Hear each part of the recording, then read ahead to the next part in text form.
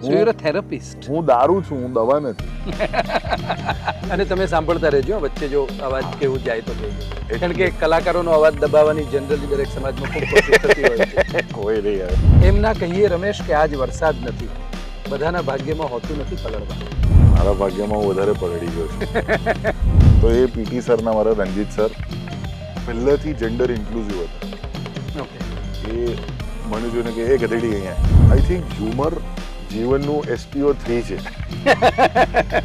કે સોટી વાગી ચમચમ વિદ્યા આવી ગમ. મને મારી બેચલર્સ ડિગ્રી મારા લગ્ન થયા પછી મળી, અને એ પણ વિદ્યા સાથે લગ્ન કરવા મળી. તો લવારી શો જેવો બીજો કોઈ શો છે જ નહીં. વ્યાસ સર મને કે why are you looking at those monkeys when I'm here? Comedy ફેક્ટરીનો થોટ ક્યાંથી આવ્યો? મમ્મીએ સાહસ કર્યું તો ડૉક્ટરે એવું કીધેલું કે બેન આ ઉંમરે અગર તમે બાળકને પ્લાનિંગ કરો છો તો બાળક ફિઝિકલી અથવા મેન્ટલી હેન્ડીકેપ થઈ શકે છે જન્મ આપતી વખતે. તો હું કહું છું કે ડૉક્ટર તદ્દન ખોટા નહોતા. હું સમજી શકું છું કે તમારું કામ એક્સપોઝનું હતું, પણ મને વધારે એક્સપોઝ ના કરો તમે, કારણ કે મારું ફિટનેસ ટ્રેકર પણ મોકલાઈ ગયું છે.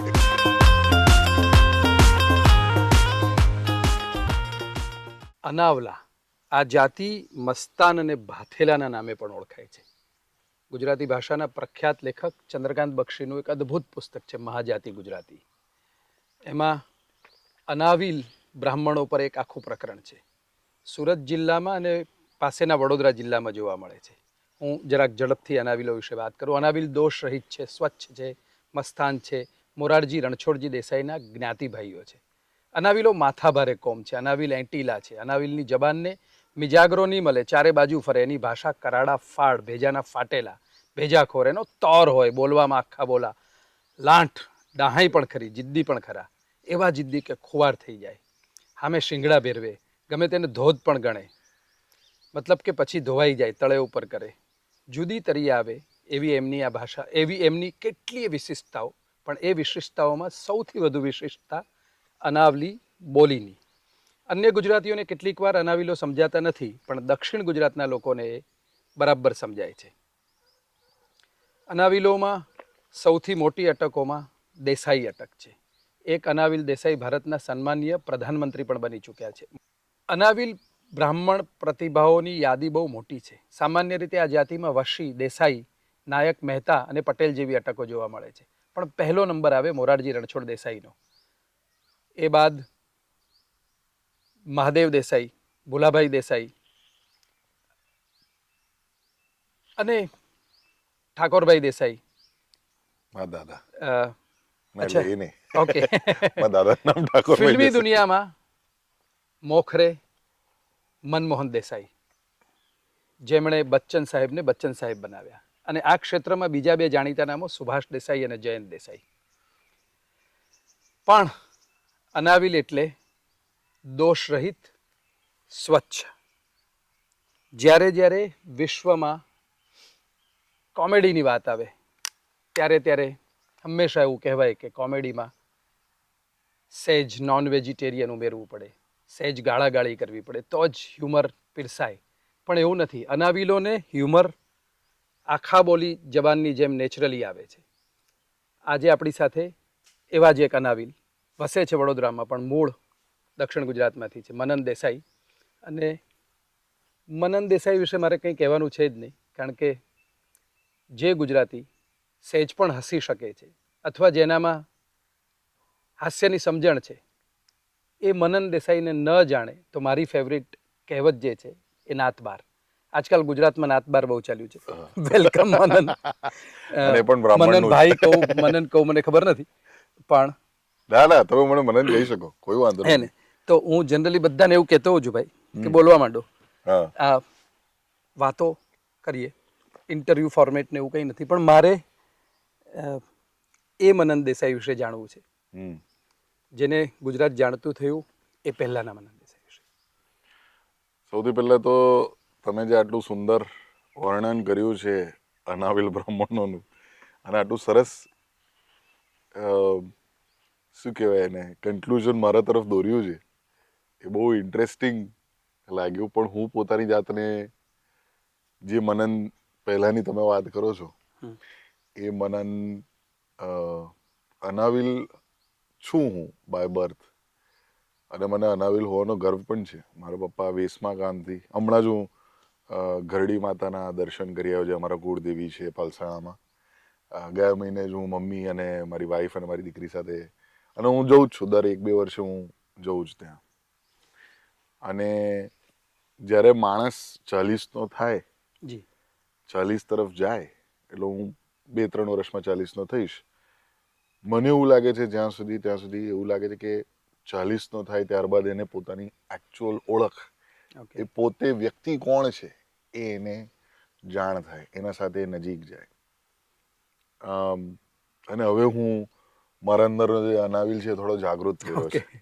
કારણ કે અત્યાર સુધી જે અનાવિલ હું હતો, મને એવું લાગે છે, અને હું આ કહી ચૂકેલો છું ઘણી બધી જગ્યાએ, કે હું એક ફરજી ગુજરાતી અને એક ફરજી અનાવિલ કહી શકો.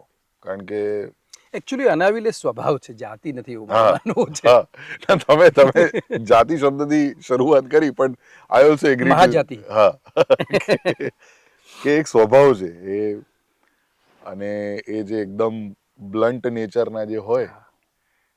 એ જ મારા ખ્યાલથી મને મારા કામમાં બહુ જોવા પણ મળશે તમને. પણ હું એટલો સ્વચ્છ કે એટલો સુસજ્જ રહ્યો નથી, થયો છું એવું હું કહી શકું.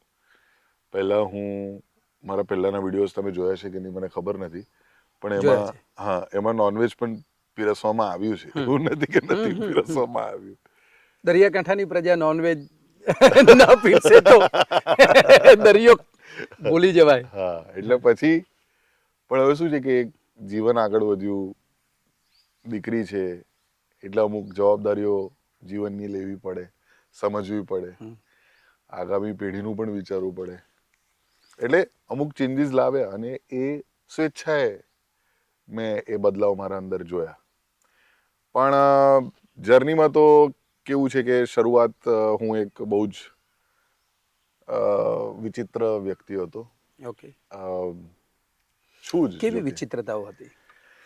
એટલે હું છે ને જ્યારે નાનો હતો ત્યારે અમે એક વસુ નિવાસના બંગલામાં રહેતા હતા. ભાડું આપતા હતા મારા ખ્યાલથી મારા પપ્પા 200-300 રૂપિયા ભાડું, બરોડામાં. ઓકે પપ્પા વેસમાં પછી નવસારી આવ્યા, નવસારી પછી એ વડોદરા આવ્યા. અને પપ્પા પણ ટિપિકલ અનાવિલ નહીં, એમને ફેમિલીમાં એવું જોતું હતું કે પપ્પા ટેક્સટાઇલમાં જાય. ઓકે કેમ કે એ વખતે ટેક્સટાઇલ બહુ ચાલતું હતું, પણ પપ્પા સંગીતકાર, પપ્પાને એવું કે મારે અરે વાહ. મ્યુઝિકમાં જવું છે.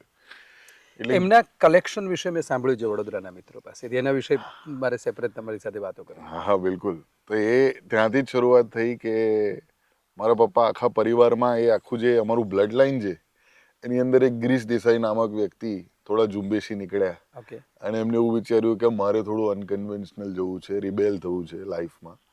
એટલે એ પોતાના પરિવાર સાથે થોડાક અલગ રહ્યા, અને એમને પોતાની એક દુકાન શરૂ કરી, જેનું નામ છે ગુંજન.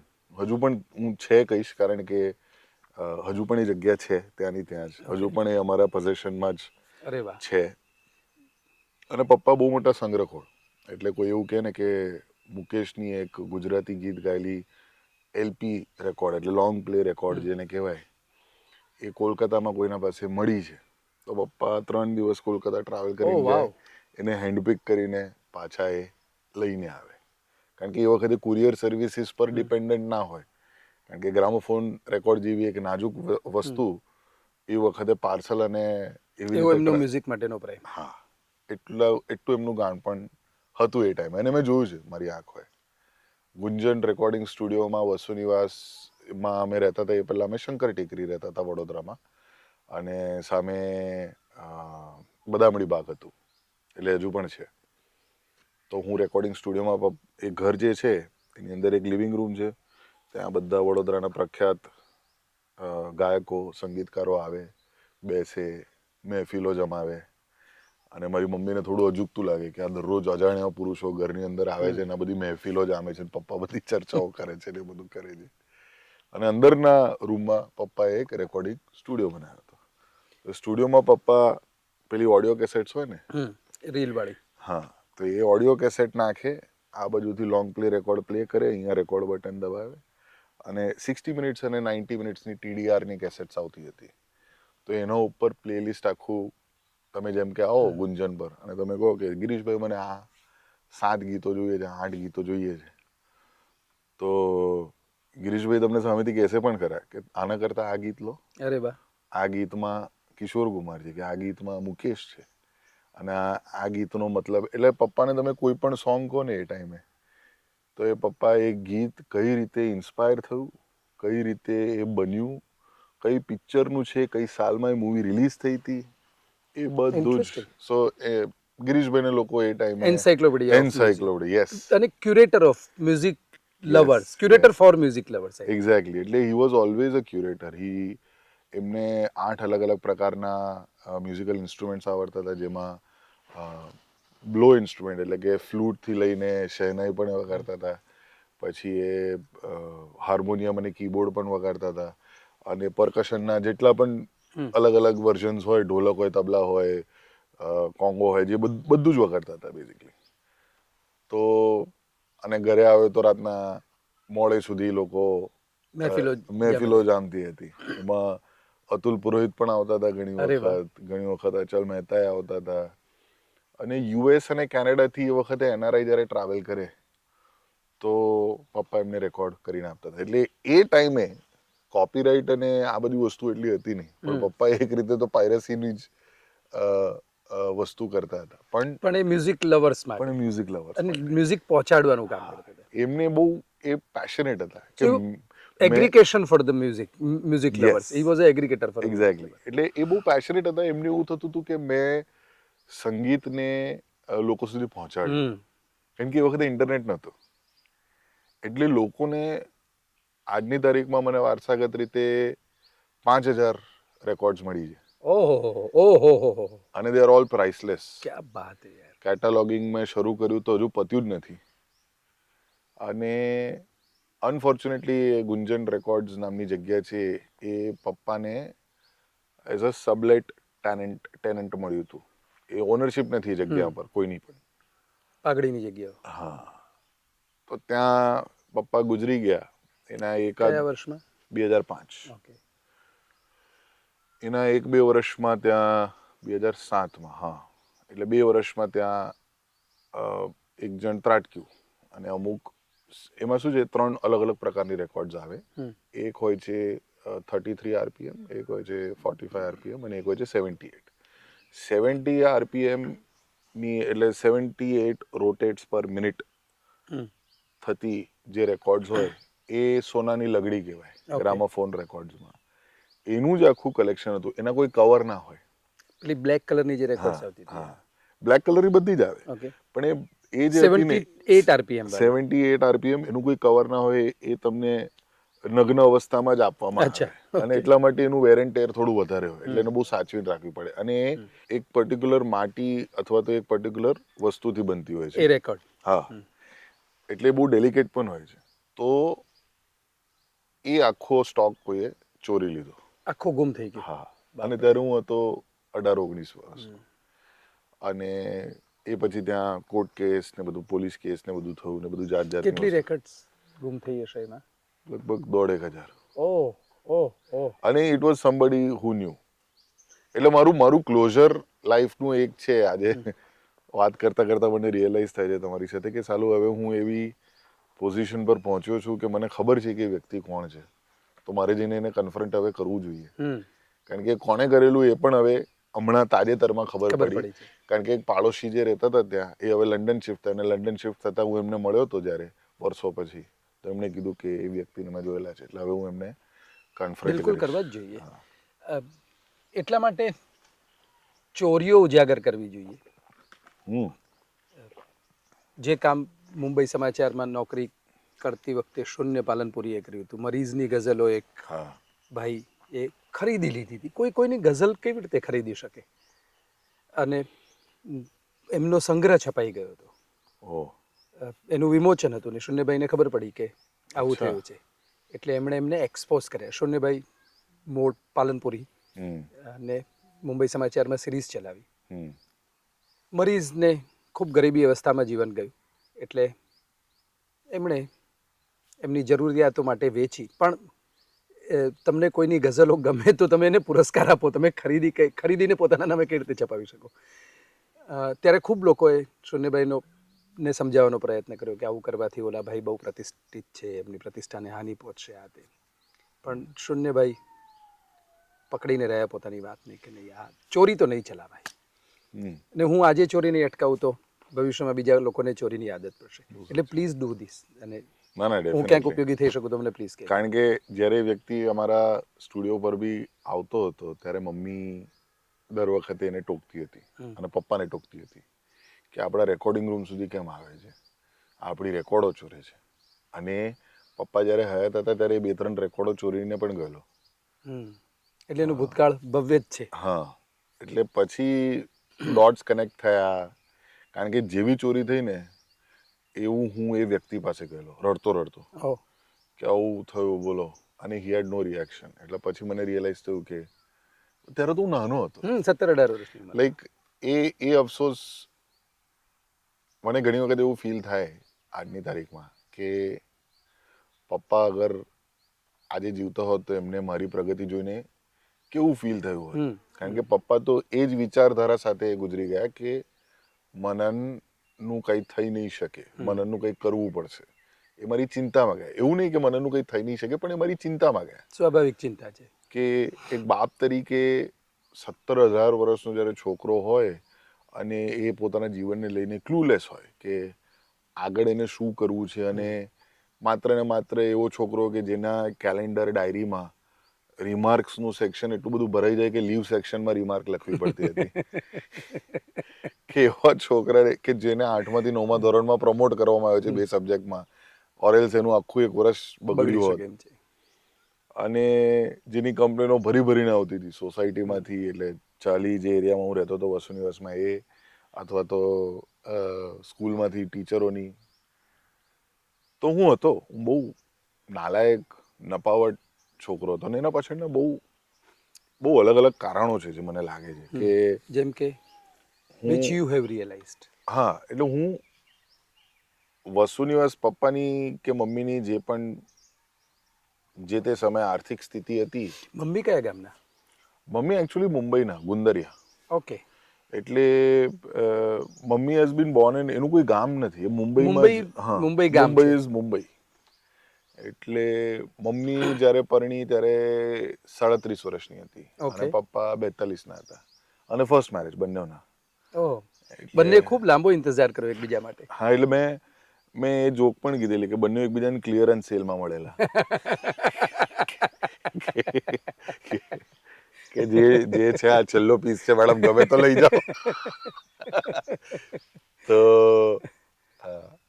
પણ એના કારણે પછી સારું થયું બંને મળ્યા. એટલે આજે માસ્ટરપીસ મળ્યો. માસ્ટરપીસ મળ્યો. આ નંગ મળ્યો, માસ્ટર નંગ મળ્યો.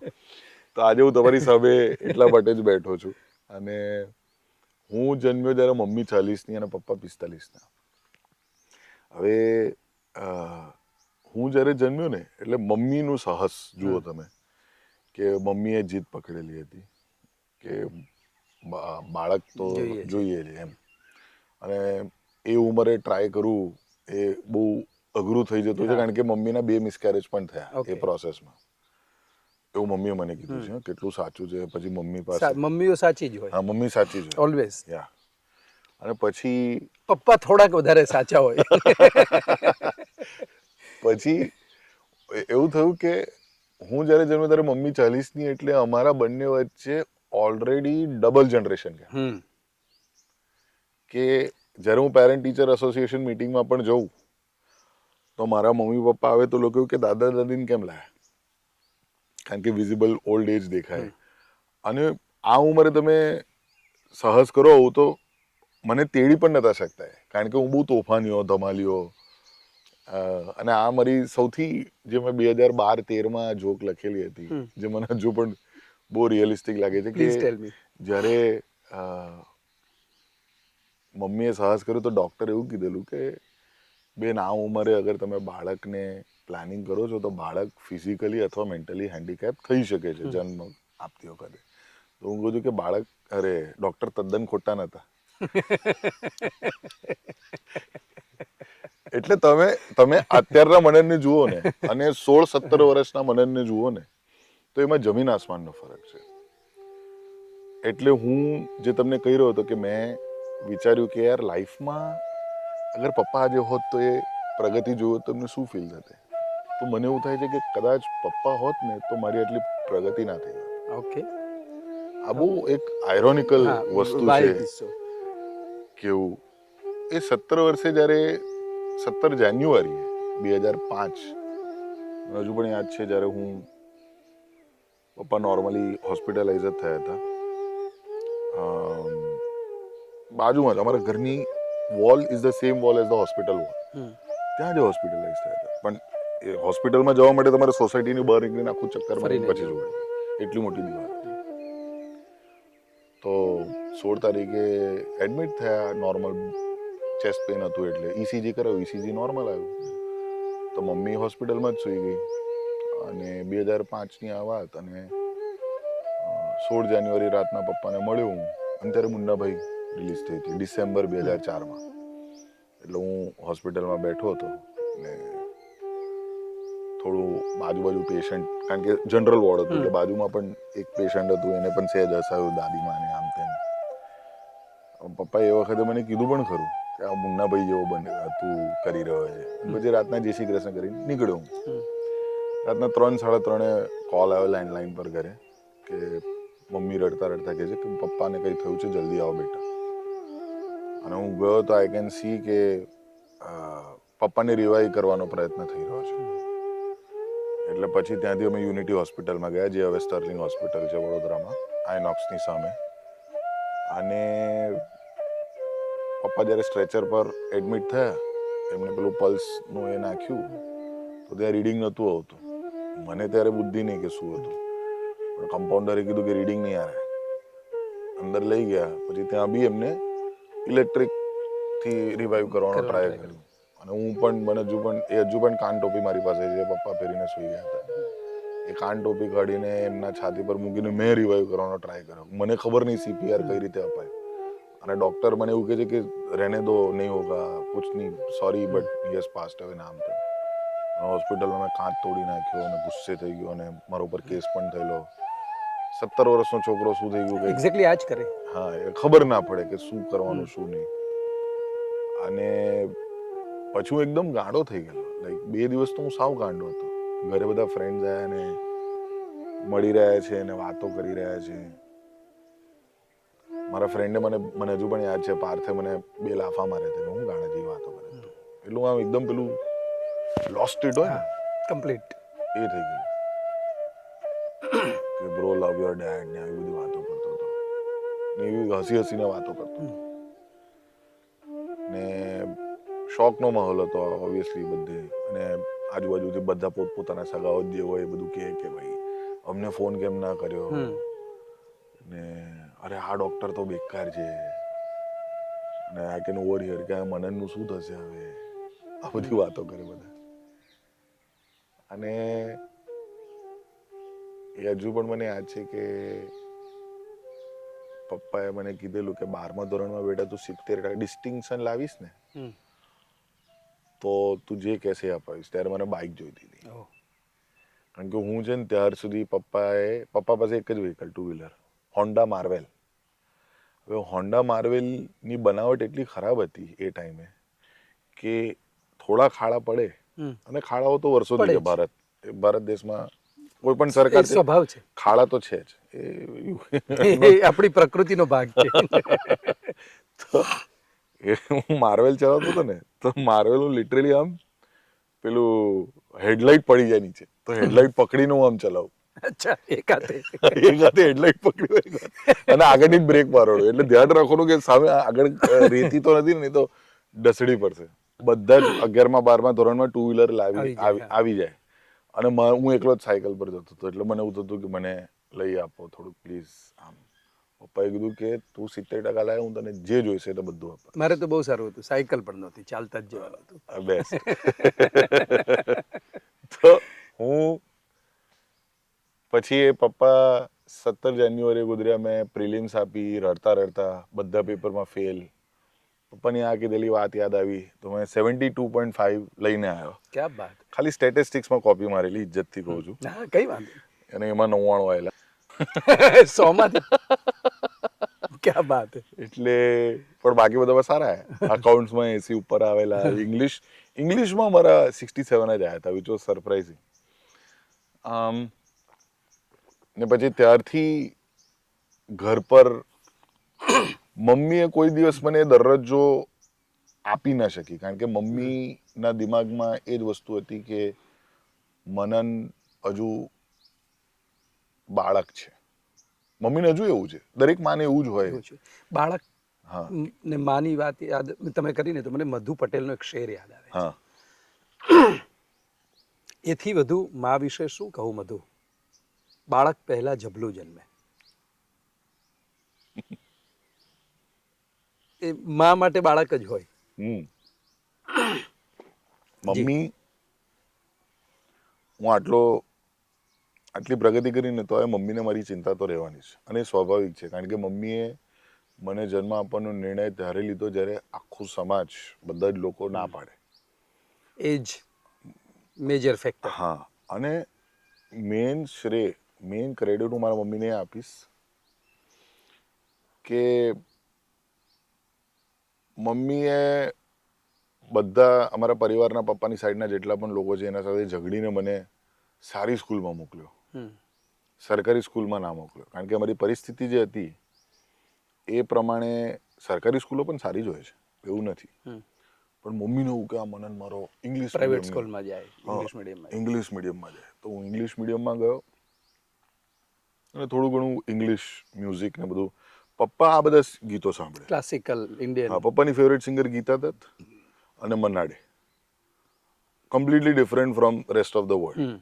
લોકોને કિશોર કુમાર ગમે, મુકેશ ગમે, રફી ગમે, લતા મંગેશકર ગમે, આશા ભોસલે ગમે. પપ્પાને મન્ના ડે અને ગીતા દત્ત. સુમન કલ્યાણપુર. હા, બહુ જ અદ્ભુત. લાગા ચુનરી મેં ડાગ એમનું ફેવરેટ ગીત. અરે વાહ. એટલે મને હજુ પણ યાદ છે, લક્ષ્મીવિલાસ પેલેસના દરબાર હોલમાં ONGCનો એક પ્રોગ્રામ થયેલો, જેમાં એક પપ્પાના મિત્ર હતા. દરબાર હોલમાં એમને બહુ સરસ એક ટ્રિબ્યુટ આપવામાં આવ્યું હતું ગિરીશ દેસાઈને. અને વડોદરાની મ્યુઝિક કોલેજ, પરફોર્મિંગ આર્ટ્સ સેન્ટરની મ્યુઝિક કોલેજ, એમાં પણ પપ્પાનો એક સ્પેશિયલ આખો પ્રોગ્રામ થયેલો. અરે વાહ. જેમાં એમને ટ્રિબ્યુટ, હા, અને જેમાં આ જ બધા ગીતો, એમના ફેવરેટ પ્લેલિસ્ટ. યુઝ્યુઅલી પપ્પાને બધા લિસ્ટ આપતા હતા કે આ ગીતો રેકોર્ડ કરીને આપો. એ દિવસે અમે લિસ્ટ આપેલું કે પપ્પાના આ બધા ગીતો છે, અને પછી એ ટ્રિબ્યુટ તરીકે બધાએ ગાયું હતું. આઈ થિંક એમના જીવનની આખી કમાણી એ ગીતો. હા, એ જે યાદી બિલકુલ. એમના ચાહકોએ. અને મને દુઃખ એ જ વસ્તુનો છે કે હું એ રેકોર્ડ્સ ના બચાવી શક્યો, કારણ કે એમાં જ પપ્પાનો જીવ હતો. જે પેલી ચોરાઈ ગઈ છે, જે છે એનું તો ધ્યાન રાખ્યું છે, અને એટલા જ માટે મેં અને વિદ્યાએ એક રેકોર્ડ લેબલની શરૂઆત કરી. ગુંજન રેકોર્ડ્સ. ગુંજન રેકોર્ડ્સ. હું પૂછવાનો હતો પણ આ સારું જવાબ મળી ગયો. એટલે શરૂઆત અમે એવી રીતે કરી. એટલે પછી 17 વર્ષના છોકરા પર એક ઘરની જવાબદારી આવી ગઈ. મારે ઘરના પુરુષ બનવું હતું, પણ મમ્મીને તો હજુ એવું જ કે આજુ પેલો જ નપાવટ છોકરો છે, કારણ કે મેં મમ્મીને એટલો બધો ટ્રોમા ત્યાં સુધી આપી દીધેલો, કારણ કે વસુ નિવાસમાં ચાલીમાં આવી જ રીતે પાછળ 4 ચીકી હતી, ચીકુના ઝાડ 4, અને એના ઉપર વાંદરાઓ આવે દરરોજ ને આમ તેમ. મમ્મી સાથે કંઈ ઝઘડો થાય ને, મારો આર્ગ્યુમેન્ટ થાય ને, તો હું ચીકુના ઝાડ પર ચડી જાઉં, અને તુલસીના ક્યારામાં મમ્મી પાણી નાખતી હોય ને ત્યારે હું મમ્મીને ચીકુ મારું. એટલે રીતસરનો વાંદરો જ હતો, વાંદરા વેડા જ કરતો હતો. પણ એ જમાનામાં વાંદરાઓ શહેરમાં આવતા હતા. હા, મને 4 મહિના પહેલા અહીંયા હજી પણ આવે છે. રોકાયો હતો ત્યારે કોઈકે પૂછ્યું કે તમારે ત્યાં વાંદરા આવે છે. મેં કીધું ઓછા થયા છે, કારણ કે શહેરના લોકો ફરી વાંદરા થઈ રહ્યા છે. એટલે એ આદિમ જે રીતે ઝાડો કાપે છે, જે રીતે સત્યાનાશ વાળા જે પ્રકૃતિનો, એ જોતા એવું આમ ઘણીવાર એવું ફીલ થાય કે માણસ પાછો આદિમ તરફ ગતિ કરી રહ્યો છે. ફરી પાછું પેલું પૂછડું ઉગવાની રિવર્સ પ્રોસેસ થઈ હોય ને, એવું જ છે, એવું લાગે છે. તમે હમણાં છે ને મને વૂપ પર ઇન્ટિમેશન આવ્યું. શું આવ્યું? આ છે ને મારું હેલ્થ ફિટનેસનું ટ્રેકર છે, તો એની એપ પર નોટિફિકેશન આવ્યું કે છેલ્લા 55 મિનિટમાં તમે સ્ટ્રેસ ઝોનમાં દેખાઈ રહ્યા છો. ઓકે. કઈ પ્રોબ્લેમ તો નથી થયો ને? એટલે હું સમજી શકું છું કે તમારું કામ એક્સપોઝનું હતું, પણ મને વધારે એક્સપોઝ ના કરો તમે, કારણ કે મારું ફિટનેસ ટ્રેકર પણ મોકલાઈ ગયું છે કે એ સ્ટ્રેસ में क्यों दिख रहा है मरण. અને એવું કેટલા વર્ષે થયું પહેલી વાર આટલો બધો સ્ટ્રેસ? સ્ટ્રેસ તો થયા કરે છે. એટલે આમાં ટ્રેકરે ટ્રેક કર્યો હોય હા, ટ્રેકરે ટ્રેક કર્યું. આ 14 દિવસ જ થઈ જાય બેન્ડને પહેરીને, પહેલી વાર થયું. હે ને? પહેલી વાર થયું. ખાલી બેસેલા અવસ્થામાં એક્સરસાઇઝ કરું ત્યારે આવે. એ શારીરિક સ્ટ્રેસ છે, માનસિક પણ કેપ્ચર કર્યો. એનીવે, તો તમારા મમ્મીની વાતો. મમ્મીની એવી ઈચ્છા હતી કે ઇંગ્લિશ મીડિયમમાં. હા, ઇંગ્લિશ મીડિયમમાં ભણ્યો, સારું એવું કામ થયું. અને મને એવું લાગે છે કે હું ઇંગ્લિશ મીડિયમમાં ભણ્યો ને એના જ કારણે આજની તારીખમાં હું ગ્લોબલી પોતાના પ્રોગ્રામ કરી શકું છું. ઓકે.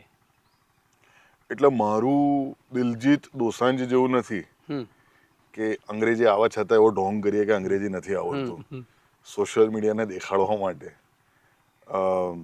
પ્રોબ્લેમ એ જ છે કે મારું સ્ટ્રગલ સોશિયલ મીડિયા પહેલાનું હતું. એટલે લોકોને શું છે કે લોકોને એવું લાગે છે કે આ બધો નવો નિશાળ્યો છે, આ પ્રિવિલેજ સોસાયટીમાંથી આવ્યો છે, પ્રિવિલેજ પરિવારમાંથી આવ્યો છે. અને હું એ લોકોની વાતથી સહેમત છું. હું પ્રિવિલેજ છું, હું ઘણો પ્રિવિલેજ છું કે મને એવી સ્ટ્રગલ્સ જોવા પડી છે, એવી આર્થિક સ્થિતિઓ જોવા મળી છે કે એવા અપ્સ એન્ડ ડાઉન્સ જોવા મળ્યા છે જે બીજા કોઈને જોવા નહીં મળે. એટલે અગર અંબાણી સાહેબ એ પણ મને કહેશે ને કે હું તારા કરતાં વધારે પ્રિવિલેજ કહું, તો હું કહીશ ના, હું વધારે પ્રિવિલેજ છું. કારણ કે મારા આખા કાર્યકાળની અંદર, મારા આખા જીવનની અંદર જે મનન 16 વર્ષ 17 વર્ષનો હતો અને જે અત્યારે 37 વર્ષનો છે, એ જે આખી મારી જર્ની રહી છે, આર્ક, એ જે આર્ક રહ્યો છે, કેરેક્ટર આર્ક, એ પિક્ચરથી ઓછો નથી. અને મારા કરતાં વધારે મારી વાઈફ અથવા તો મારા નજીકના અંગત મિત્રો તમને વધારે એનું વર્ણન કરી શકે છે. કારણ કે આ તો પેલું ખુદ કે મુંહ મિયાં મીઠું થઈ જશે.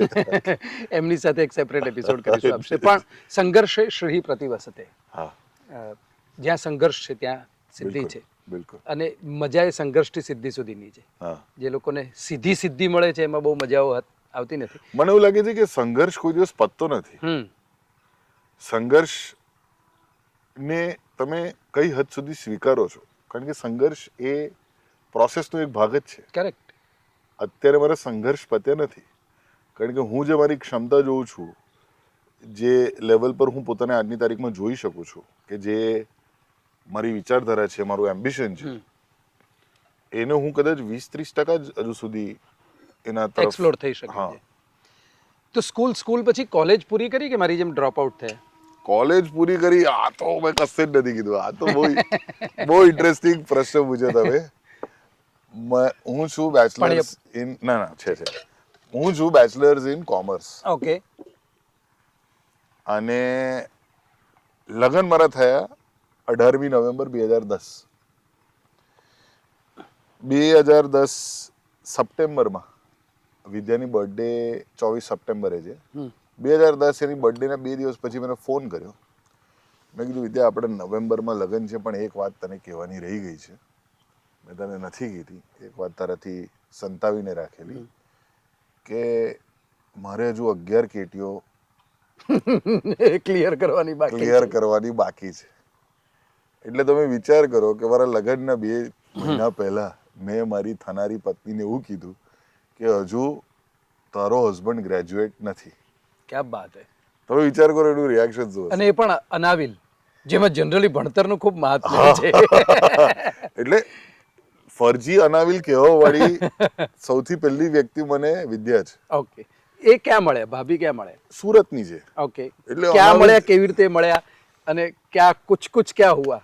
ઓકે, તો હું તમને ત્યાંથી શરૂઆત કરું અને પછી આનું આપણે કલ્પના. અને તમે સાંભળતા રહેજો, વચ્ચે જો અવાજ કેવું જાય તો કહેજો. કારણ કે કલાકારોનો અવાજ દબાવવાની જનરલી દરેક સમાજમાં ખૂબ કોશિશ થતી હોય છે. કોઈ નહીં, હવે સોશિયલ મીડિયા છે, કશે અવાજ નહીં દબાય. તમે દબાવશો તો બીજો એક યુટ્યુબ પર જઈને બોલ દઈશ, એમાં શું છે. પણ હું રેડિયો મિર્ચીમાં હતો. એટલે 17 વર્ષે 12th પાસ કર્યું મેં 72.5%. પપ્પાને આપેલા પ્રોમિસ. હા. અને પપ્પાએ બાઇક ને બધું જ આપીને જતા રહ્યા, પણ પછી મમ્મી એના ઉપર કબજો રાખ્યો અને પછી પણ મમ્મીએ બાઇક અપાવી પણ પપ્પાના પ્રોમિસ પ્રમાણે. અને 72.5% સ્ટેટિસ્ટિક્સમાં 99 આવ્યા અને અકાઉન્ટ્સમાં 80. એટલે આપણે વિચાર્યું કે આપણે સીપીટી કરીએ, સીએ. એટલે સીપીટી મેં કર્યું. મમ્મીને એવું કે સીએ કરી શકે, એટલે 72% આવ્યા. એટલે મમ્મીને એવું કે સીએ કરશે એટલે બ્લેક નું વ્હાઈટ થશે. જોક્સ. પણ એમાં પછી એગ્રીગેટમાં રહી ગયો, 98માં પતી ગયો, એટલે પછી સીએ છોડી દીધું અને બીકોમ શરૂ કર્યું. હવે જ્યારે હું 19નો થયો ને ત્યારે મારા મિત્રોએ જ મને આગ્રહ કર્યો કે મને રેડિયો મિર્ચીના ઓડિશન ચાલે છે, તું આટલો ફની છે. અને એક બહુ ઇમ્પોર્ટન્ટ પાર્ટ તમને કહેવાનું રહી ગયું કે 2005માં પપ્પા ગુજરી ગયા ને એના પછી હું ને મમ્મી જૂન મહિનાથી શરૂ થયેલું ગ્રેટ ઇન્ડિયન લાફ્ટર ચેલેન્જ, જેમાં રાજુ શ્રીવાસ્તવ, સુનિલ પાલ, જાવેદ જાફરી, જેમાં સિદ્ધુ અને સુમન, શેખર સુમન વર ધ જજીસ. અને એમાં રાજુ શ્રીવાસ્તવ, સુનિલ પાલ અને આપણો એહસાન કુરેશી ને આ બધા. અને એ જોઈને મેં સમય વિતાવ્યો. અને એ જ સમયે રસલ પીટર્સનું પણ સ્પેશિયલ આવ્યું હતું, કોમેડી સેન્ટ્રલ વાળું, જે મેં ઇન્ટરનેટ પરથી ઇલીગલી ડાઉનલોડ કરીને જોયું હતું. Legally is a correct word. ના, ઇલીગલી કર્યું, કારણ કે એ વખતે ટોરન્ટ ચાલતું હતું ને. ઓકે, હા. અને મને કોઈ કહેવામાં શરમ નથી આ વસ્તુ. મને રસલ પીટર થોડી કશું કહેશે. એનીવેઝ, તો હું સો મારા મમ્મી માટે that was the time to come out of the shock. હા, એટલે standup comedy was very close. ત્યારથી જ મને બહુ જ ગમવા લાગ્યું આર્ટ ફોર્મ. કારણ કે એ એકમાત્ર સ્ટેન્ડઅપ કોમેડી આર્ટ ફોર્મ છે જેમાં તમને તમારી કળા પર ફૂલ કંટ્રોલ છે. આજે તમારી દીકરી આપણો પોડકાસ્ટ રેકોર્ડ ડિરેક્ટ કરી રહી છે અને શી ઇઝ ડિપેન્ડન્ટ ઓન કમલેશભાઈ, રીતેશભાઈ, પછી સુનિલભાઈ ને આ બધા ઉપર ડિપેન્ડન્ટ છે કે એ બરાબર શોટ લેશે, એ બરાબર કેમેરા સેટ કરશે. She is also dependent on the sun, right? એવી રીતે તો હું પણ ડિપેન્ડન્ટ છું મારા લાઇટ વાળા, સાઉન્ડ વાળા પાસે. I am dependent on daughter.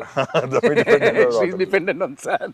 પણ સ્ટેન્ડઅપ કોમેડી એકમાત્ર આર્ટ ફોર્મ છે જેમાં 90% કંટ્રોલ તમારી પાસે છે. કરેક્ટ. કે તમે સ્ટેજ પર શું બોલશો, કઈ જગ્યાએ પોઝ લેશો, કઈ રીતે બોલશો. તમને કોઈ ઉપર કહેનારું છે જ નહીં કે તું આવું બોલ, તું આવું ના બોલ, તારે આવી રીતે કરવું પડશે, આવી રીતે એક્ટ કરવું પડશે, એવું કોઈ જ નથી.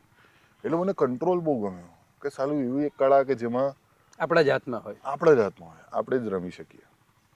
એટલે સ્ટેન્ડઅપ કોમેડી બહુ નજીક હતું. અને હું સ્કૂલના ટાઈમમાં પણ મિમિક્રી ટીચરોની બહુ કરતો હતો. સ્કૂલના એન્યુઅલ ફંક્શનમાં ટીચરોની અમે જેમની મિમિક્રી કરી. ઓકે. અને I was the class clown નાનપણથી. So who was your favourite teacher whom you used to mimic? મારા ફેવરેટ ટીચર ઘણા બધા. એક મારા પીટીના સર, રંજીત સર, અદ્ભુત સર. એ ખાસા લાંબા, લાઈક 6'5" ઓર સમથિંગ હતા. ઓકે. અને આવે સ્પ્લેન્ડર પર. એટલે એ જ્યારે સ્પ્લેન્ડર પર આમ ચલાવે ને તો આમ સેજ વધારે વળી જાય ને તો એમનો ઘૂંટણ લાગી જાય ગવંડરને. આઈ લવ ધ વર્ડ ગવંડર. બાય ગવંડર, યસ. ગવંડર બહુ સુંદર શબ્દ છે. એકદમ મસ્ત. આપણી જનરેશનનો શબ્દ છે. અને એ પછી પનિશમેન્ટ, લીવર પર પગ દબાવો ને પછી એમની છે ને, પછી સમજાયું કે લીવર જાતે દબાય અથવા ફૂલે.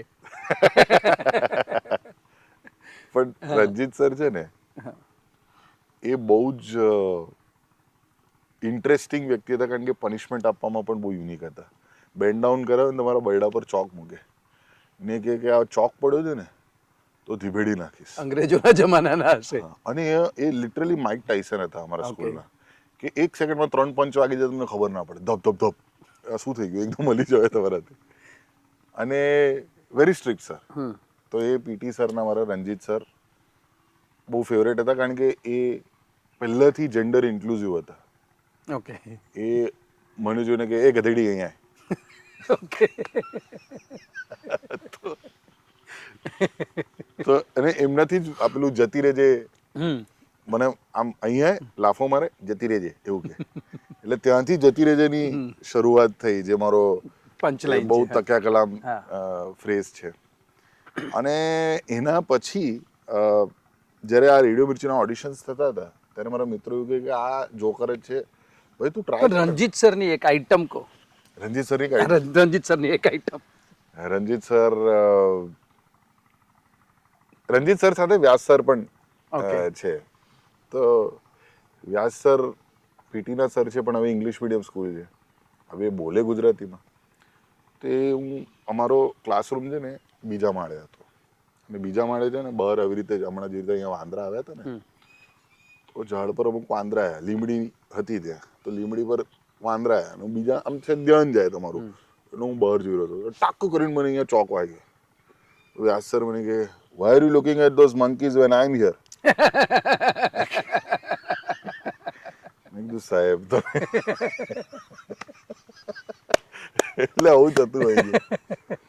પછી વ્યાસ સર એવું પણ કરે ઘણી વખત કે એમણે શું કીધું કે સરને કોઈ પૂછ્યું કે sir how many children do you have? તો સર કે I have 2 daughters, both are girls. એ ટાઈમે આપણે એ ટાઈમે હસી રાખતા હતા, પણ 2025માં ખબર પડે છે કે સર કેટલા દીર્ઘદ્રષ્ટિ વાળા છે. ચોખવટ કરવી પડે આજની તારીખમાં કે I have 2 daughters, હજુ ગર્લ્સ જ છે, કાલનું ખબર નહીં એને. કોઈને અંદરથી પુરુષ ફીલ થાય, કોઈને બિલાડી ફીલ થાય કે ખબર. નોર્થ અમેરિકામાં તો ખાસ ચોખવટ કરવી પડે મા બાપે.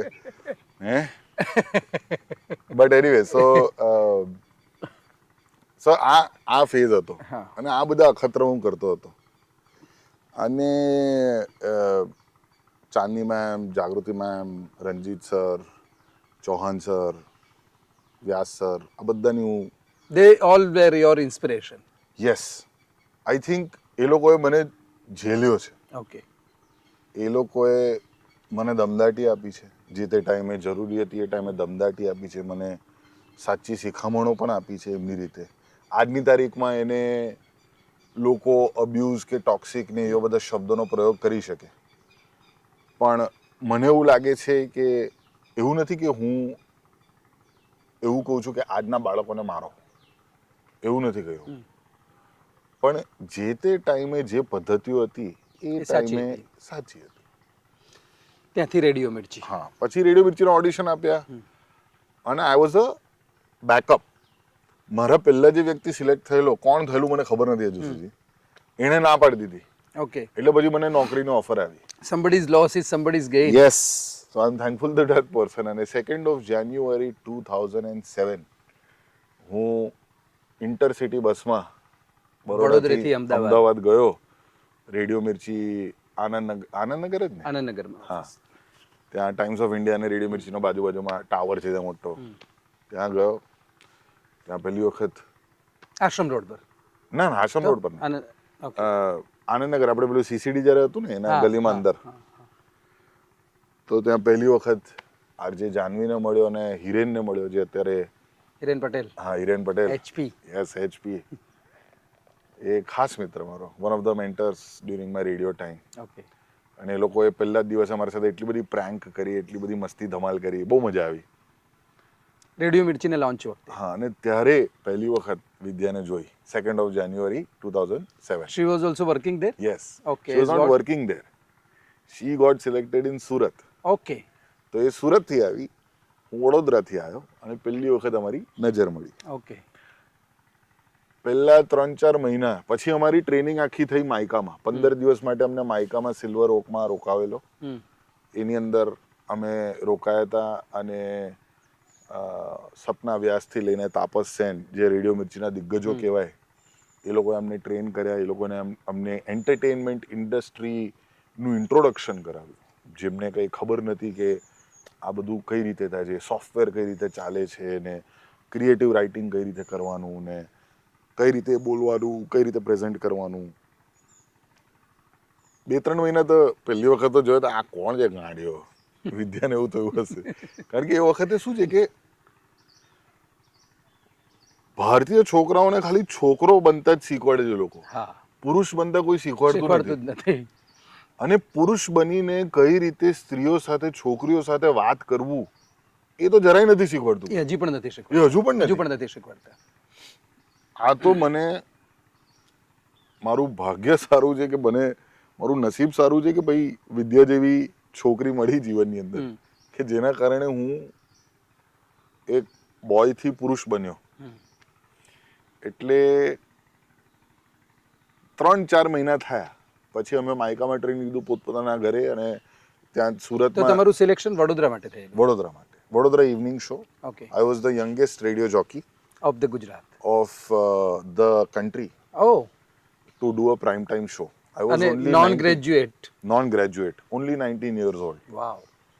19 years old, અને હું prime time bumper to bumper show કરી રહ્યો છું, જે પછી નામ ચેન્જ થઈને કેટલી કલ્ચર થયું. Original bumper to bumper to bumper. મારું નામ સૌથી પહેલું એન્ટરટેનમેન્ટ ઇન્ડસ્ટ્રીમાં બમ્પર મેન મનન. ઓકે. અને કોણે આપ્યું હતું? મેં પોતાને જ આપ્યું. અચ્છા, પોતે જ આપ્યું હતું. હું સુપરમેન એટલે આપણે બમ્પર મેન. અચ્છા, પોતાની જાતને દરેક છોકરો હીરો તો ગણે જ ને. ઓબ્વિયસલી. એટલે મેં હીરો પોતાની જાતને આ એક ટેગ આપી દીધો છે. બહુ Bumper સરસ. man. બમ્પર મેન મને આજની તારીખમાં બી ઘણા બધા લોકો એને કહે તમારું બમ્પર ટુ બમ્પર થી અમે સાંભળીએ છીએ, એટલે સારું લાગે કે લોકોએ આ જર્ની જોયેલી છે જોઈ મારી. છે. અને 6-1 મહિના થયા. અને ભાભી ત્યાં કયો શો કરતા હતા? એ વિદ્યા ભાભી? ખૂબસૂરત. ખૂબસૂરત. એ બપોરના 11 થી 2 નો લેડીઝ પ્રોગ્રામ, કે જેમાં બ્યુટી, ફેશન ટિપ્સ, કુકિંગ ને ન્યૂઝ ને બધું જનરલ નોલેજની પણ વાત થાય, પણ basically catering two house wives, okay. કે જે ઘરે Afternoon shows. રાંધતા સાંભળે એ ટાઈપ કોન્ટેસ્ટ રન કરાવે ને એ બધું. તો પછી 6-1 મહિના થયા, અમે બંને વાત કરતા હતા. એ ટાઈમે અમારા પાસે નોકિયા 1100 નું ડબલું હતું. હા. એના પછી બી એવું જ કંઈક હતું, અને SMS પેકમાં વાતો થતી હતી, અને પછી ફોન પર વાત થવાની શરૂ થઈ. કલાકો સુધી વાતો કરીએ, ને પછી મેં એને પ્રપોઝ કર્યો. અને પહેલી વખત કોઈ છોકરીએ પ્રપોઝલ એક્સેપ્ટ કર્યો મારો. એ પહેલા બી કરી હતી લોકોને, એટલે બીજી છોકરીઓને? પહેલા બહુ બધી છોકરીઓને. કરી હતી, એટલે તમે કીધું પહેલી વાર. મને હજુ પણ યાદ છે, એક છોકરી જેનો હું ઘણો પ્રેમ કરતો હતો એ સમયે, એના લગ્નમાં ગયેલો મારા પરમ મિત્ર સાથે, સમકિત સાથે, અને મારા કરતા વધારે સમકિત રડેલો કે મને એને જોઈ કેમ નથી શકતી, તું એને આટલો બધો પ્રેમ કરે છે, તને જોઈ નથી શકતી, આ બીજા હાથે પરણે આપણે એને લઈ જઈએ ભાઈ. એવો સમકિત મારો એટલો ગાંડો ફ્રેન્ડ, એટલો ગાંડો મિત્ર. વડોદરામાં? વડોદરામાં. હવે અમદાવાદ શિફ્ટ થઈ ગયો છે. સંકિત શું નામ? સમકિત શાહ. ઓકે. જૈન છે. જુમાનાનો હસબન્ડ? ના ના, એ અલગ. એ અલગ. એનું નામ પણ સંકિત હા, છે. સમકિત એ અલગ. સમકિત જુમાના પણ મિત્રો જ છે. હા. સમકિત આ તો મારો એકદમ બાળપણનો ગાઢ મિત્ર, જે હજુ સુધી પણ એવો ગાઢ મિત્ર ગાઢ છે. રહ્યો છે. એટલે એના માટે આપણે અલગ વાતોનું સેશન કરવું પડશે ખાલી સમકિતની વાતો માટે. એટલે પછી હું વિદ્યાને પ્રપોઝ કર્યું, એને પ્રપોઝલ એક્સેપ્ટ કર્યું, અને એના પછી અમે વાતો કરવાનું શરૂ કર્યું, ડેટિંગ શરૂ કર્યું. મને પહેલી વખત મેં જોયું મારા ઘરની અંદર આટલું મોટું ગિફ્ટ બોક્સ આવ્યું છે મારા બર્થડેના દિવસે, 2007 19 ઓક્ટોબર. આટલું મોટું ગિફ્ટ બોક્સ, એમાં અલગ અલગ ગિફ્ટ્સ આપી. એમાં એક બુકલેટ આવી, ડર્ટી જોક્સ. ઓકે. કારણ કે હું એના સાથે પેલી ડબલ મિનિંગ વાળી જોક્સ બહુ કરતો હતો, કે વિચિત્ર જોક્સ ઇમ્પ્રેસ કરવા માટે જે છોકરાઓ કરે ને યુઝ્યુઅલી છોકરીઓને, એ તમામ પ્રકારની. પછી એને એક રેડિયો મોકલેલો, અરે વાહ. જે એક છોકરો આમ હોલ્ડ કરીને, એટલે એક અલગ પ્રકારનો શોપીસ રેડિયો હતો. અને 2007 થી 2009 અમારું 2 કે 3 વાર બ્રેકઅપ થયું. હા, કે જેમાં એવું વિચાર્યું કે હવે થશે કે નહીં. અને જવાબદાર? કારણ કે સાઉથ ઇન્ડિયન ને, એ તમિલિયન. ઓકે. તો એ બેંગ્લોરની છે, પણ Born and raised in Surat. એટલે મેઇન રીઝન તો એ જ હતું કે મારા સસરાની તબિયત એ ટાઈમે નથી સારી, જ્યારે હું એમના અંકલ કરીને બોલાવતો હતો. અને એક છોકરી ખાસ સુરતથી વડોદરા, મને એના પપ્પાની જે કંપની બાટલી બોયમાં એ કામ કરતા હતા, અને એમના મિત્રો વડોદરા રહેતા હતા. તો વિદ્યાના પપ્પા મિસ્ટર જાનકીરમન એ જ્યારે આવ્યા વડોદરા, તો વિદ્યા પણ કીધું કે હું પણ આવું છું સાથે. અને એક છોકરીનું એક શહેરથી બીજા શહેર પોતાના બોયફ્રેન્ડને ટ્રાવેલ કરીને મળવા જવું, એ ટાઈમે કોઈ સાંભળ્યું નહોતું. કરેક્ટ. કે એવું કોણ કરે, કઈ છોકરી કરે આવું? રોમાંચિત થઈ જવાય એવી રોમેન્ટિક ઘટના છે. એટલે હું ગાંડો પ્રેમમાં પડી ગયો યાર. ભગવાઈ જવાય. This is like crazy. કે આવા નપાવટ નાલાયક છોકરાને આટલો બધો પ્રેમ કઈ રીતે કોઈ છોકરી કરી શકે? અને હું હતો નપાવટ, હું નાલાયક હતો, એટલે એના સાથે સારો હતો, પણ એ જોઈ શકે છે કે મારું આખું જે અન્ડરસ્ટેન્ડિંગ હતું એ અલગ હતું. અને પછી વાત ધીરે ધીરે આગળ વધી અને પપ્પાની તબિયત નથી સારી રહેતી એના પપ્પાની. એટલે પછી એણે કીધું કે પપ્પાને આ ટાઈમે કહીશું તો પપ્પાને સારું નહીં નહીં લાગે. લાગે. અને he was genuinely in a very bad shape at that time. એટલે પછી પ્રોબ્લેમ થયો, ઇસ્યુ થયો અને બહુ રડારડ કર્યું મેં, બ્રેકઅપ થઈ ગયું અને 6 મહિનાનો એક મોટો લાંબો ગાળો રહ્યો. એ લાંબા ગાળાની અંદર અમારી પંચાયત અમારા કરતાં વધારે અમારા મિત્રોને થવા લાગી કે તમે મને કેમ બ્રેકઅપ કર્યું, આવું થોડી હોય. કોઈ બીજાના લગ્નમાં અમારી વાત ચાલી રહી છે. અને પછી ખબર નહીં, કારણ કે અમારા બંનેની જે કોમન ફ્રેન્ડ છે હિરલ, એણે કશેથી કંઈક જન્માક્ષર કઢાય અમારા ને કશું હતું, અનાવિલ જ છે એ પણ, હિરલ દેસાઈ. અને એને જન્માક્ષર પહોંચાડ્યા કે વિદ્યાને. વિદ્યાએ મને એક દિવસ માર્ચમાં ફોન કર્યો કે તું સુરત આવને. પહેલી વખત એને આટલા વર્ષોમાં કીધું. 6 મહિના પછી ના બ્રેકઅપ પછી. હા, વચ્ચે 1-2 વખત વાત થઈ. મને એ પણ ખબર છે કે એ કોઈને ડેટ કરી છે, ત્યારે હું પણ કોઈને ડેટ કરી રહ્યો હતો. અને પછી એકદમ દિનો બોલા અને સીસીડીમાં સવારના પેલો કોફી મશીન સાફ કરી રહ્યો છે ત્યાં એ પોતાના નીસ પર જઈને મને પ્રપોઝ કરે છે મેરેજ પર. અચ્છા, she proposed you now. She proposed so me. It's હા, એટલે જે જેન્ડર હક આટલા વર્ષોથી એક પુરુષનો હતો, હા, એ ટ્રુ ફેમિનિસ્ટની જેમ વિદ્યાએ બ્રેક કરીને એ હક એમના નીસ પર એના નીસ પર જઈને મને પેલો આમ ભાષણ ઘસી રહ્યો છે કે સવારે 9 વાગે શું ચાલી રહ્યું છે અમારે સીસીડી કેફેમાં. અને હું ત્યારે સ્તબ્ધ થઈ ગયો અને ઓબ્વિયસલી મેં હા પાડી. અને પછી અમે લોકો બહાર ચાલીને જઈ રહ્યા હતા. વી કિસ્ડ ઈચ અધર, વી હગ્ડ ઈચ અધર. અમે બહાર જઈ રહ્યા હતા અને ત્યારે મેં વિદ્યાને પૂછ્યું, 10-1 મિનિટ થઈ, 10-15 મિનિટ થઈ આ પ્રપોઝલના. યસ કીધું. અને પછી મેં કીધું કે વિદ્યા, પણ હું હજુ એને ડેટ કરી રહ્યો છું અને દેટ્સ ઓલ્સો સિરિયસ. મને ચિંતા થઈ પેલી છોકરીની, જેની સાથે યુ આર ડેટિંગ. હા, કારણ કે she was also nice girl. કારણ કે એમાં શું હોય કે તમે એક બ્રેકઅપ થાય પછી બીજી છોકરી સાથે તમે પહેલા બ્રેકઅપની વાત કરો. એ છોકરાઓની પેટર્ન હોય કે પેલીએ મને દગો આપ્યો, કે પેલીએ અમારી સાથે આવું કર્યું, કે પેલીએ. પણ મારું થોડું ઊંધું હતું. મારું ઓલવેઝ કેવું હતું કે જે મારું ફર્સ્ટ હતું, જ્યાં સમકીતે રડારડ કર્યું, એ I am still very happy for her. એના લગ્ન થયા ત્યારે મેં એને દ્વેષની દ્રષ્ટિએ નથી જોયો. ધેટ્સ હર લાઈફ, હા, ધેટ્સ હર ચોઇસ. ઠીક છે. હવે તો રમેશ પરેખનો શેર યાદ આવે મને. એમ ના કહીએ રમેશ કે આજ વરસાદ નથી, બધાના ભાગ્યમાં હોતું નથી પલળવાનું. વાહ, મારા ભાગ્યમાં હું વધારે પલળી ગયો છું. તો પછી મેં કીધું કે આનું આવું છે તો શું કરવું જોઈએ. અને દેટ્સ વાય આઈ લવ વિદ્યા. વિદ્યા જરાય ગુસ્સે ના થઈ, એકદમ કામલી એને કીધું it's up to you, you decide. Super. તું નક્કી કર. એટલે that absolutely, and that is આ વિદ્યાનો કોર નેચર છે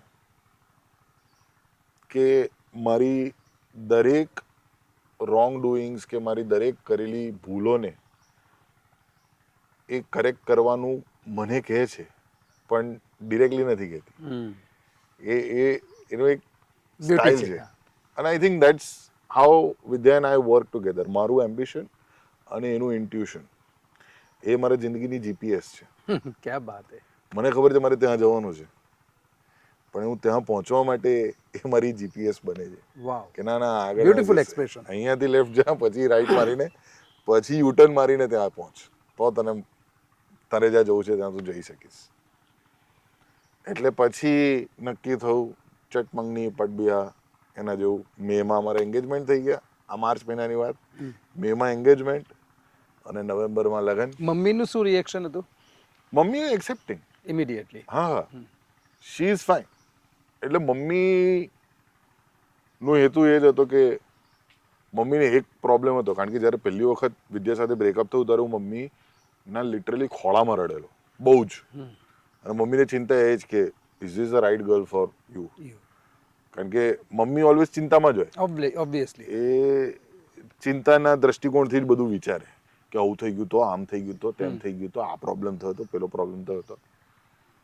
એટલે મમ્મીએ એના રીતે કીધું કે તું જોઈ લે, વિચારી લે કે બીકોઝ તું આટલા ટાઈમ પહેલા તું આટલું બધું રડેલો તો ફોર ધ સેમ ગર્લ. હા, તો is it the right decision? પણ પછી she knows now that it is the best decision for me. કારણ કે વિદ્યાના આવ્યા પછી લિટરલી પ્રગતિ જ થઈ છે. અને પ્રગતિ જે જ્યાંથી આ આખી સ્ટોરી શરૂઆત થઈ એને હવે કલ્મિનેટ કરીએ કે મેં સપ્ટેમ્બર મહિનામાં એને કીધું કે હું ગ્રેજ્યુએટ નથી. મારું બીકોમ 11 એટીકેટી છે અને હું રેડિયો જોકી હતો ત્યારે, one of the top radio jockeys of Vadodara. અને હું એક્ઝામ આપવા જઉં તોય લોકો મને ઓળખી જાય. હું કોવિડ પહેલા માસ્ક પહેરીને જતો હતો. એ પણ 2010ની સાલમાં. એસવાયમાં 5 હતી, ટીવાયમાં 6 હતી. અને વિદ્યાએ એ વખતે પણ જેવો પહેલી વખત જવાબ આપેલો પ્રપોઝલ વખતે એવો જ જવાબ આપ્યો એને. જોઈ લે, તારે કરવું હોય તો કર ગ્રેજ્યુએશન, તારી મરજી, તારે જે કરવું છે. નહીં એટલે પણ પછી તું લગનની એટલે લગન છે મને એમ ડર લાગે. ના ના, પણ ખાલી મમ્મી પપ્પાને નહીં કહીએ આપણે. મેં કીધું સારું, ઓકે. એટલે મને મારી બેચલર્સ ડિગ્રી મારા લગ્ન થયા પછી મળી. ક્યાં બાત હે. અને એ પણ વિદ્યા સાથે લગ્ન કરવા મળી. એટલે લિટરલી મારું ઊંધું થયું છે કે સોટી વાગી ચમચમ, વિદ્યા આવી ગમ ગમ. મને એવું લાગે છે કે કન્ટેમ્પરરી દુનિયામાં સૌથી સારી લવ સ્ટોરી મારી ને વિદ્યાની છે. એવી મેં બીજી કોઈ લવ સ્ટોરી ઇન્ટરેસ્ટિંગ સાંભળી નથી. એકચ્યુઅલી સંકેત જુમાણાની છે. એટલે તમે કહ્યું પહેલા કે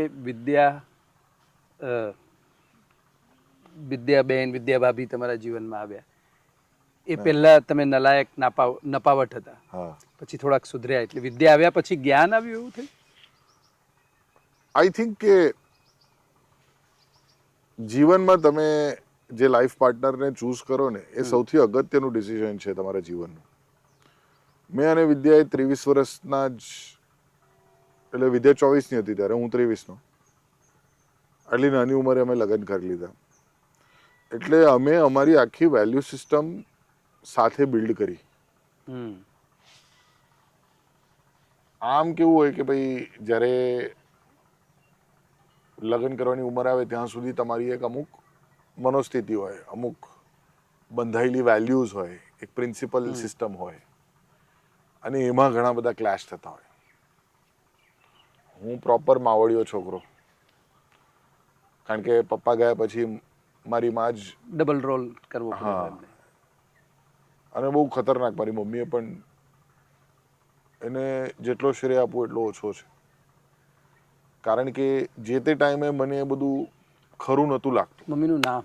કૌશિકા દેસાઈ. કૌશિકા દેસાઈ. મસ્ત નામ છે. હા, હે ને. અને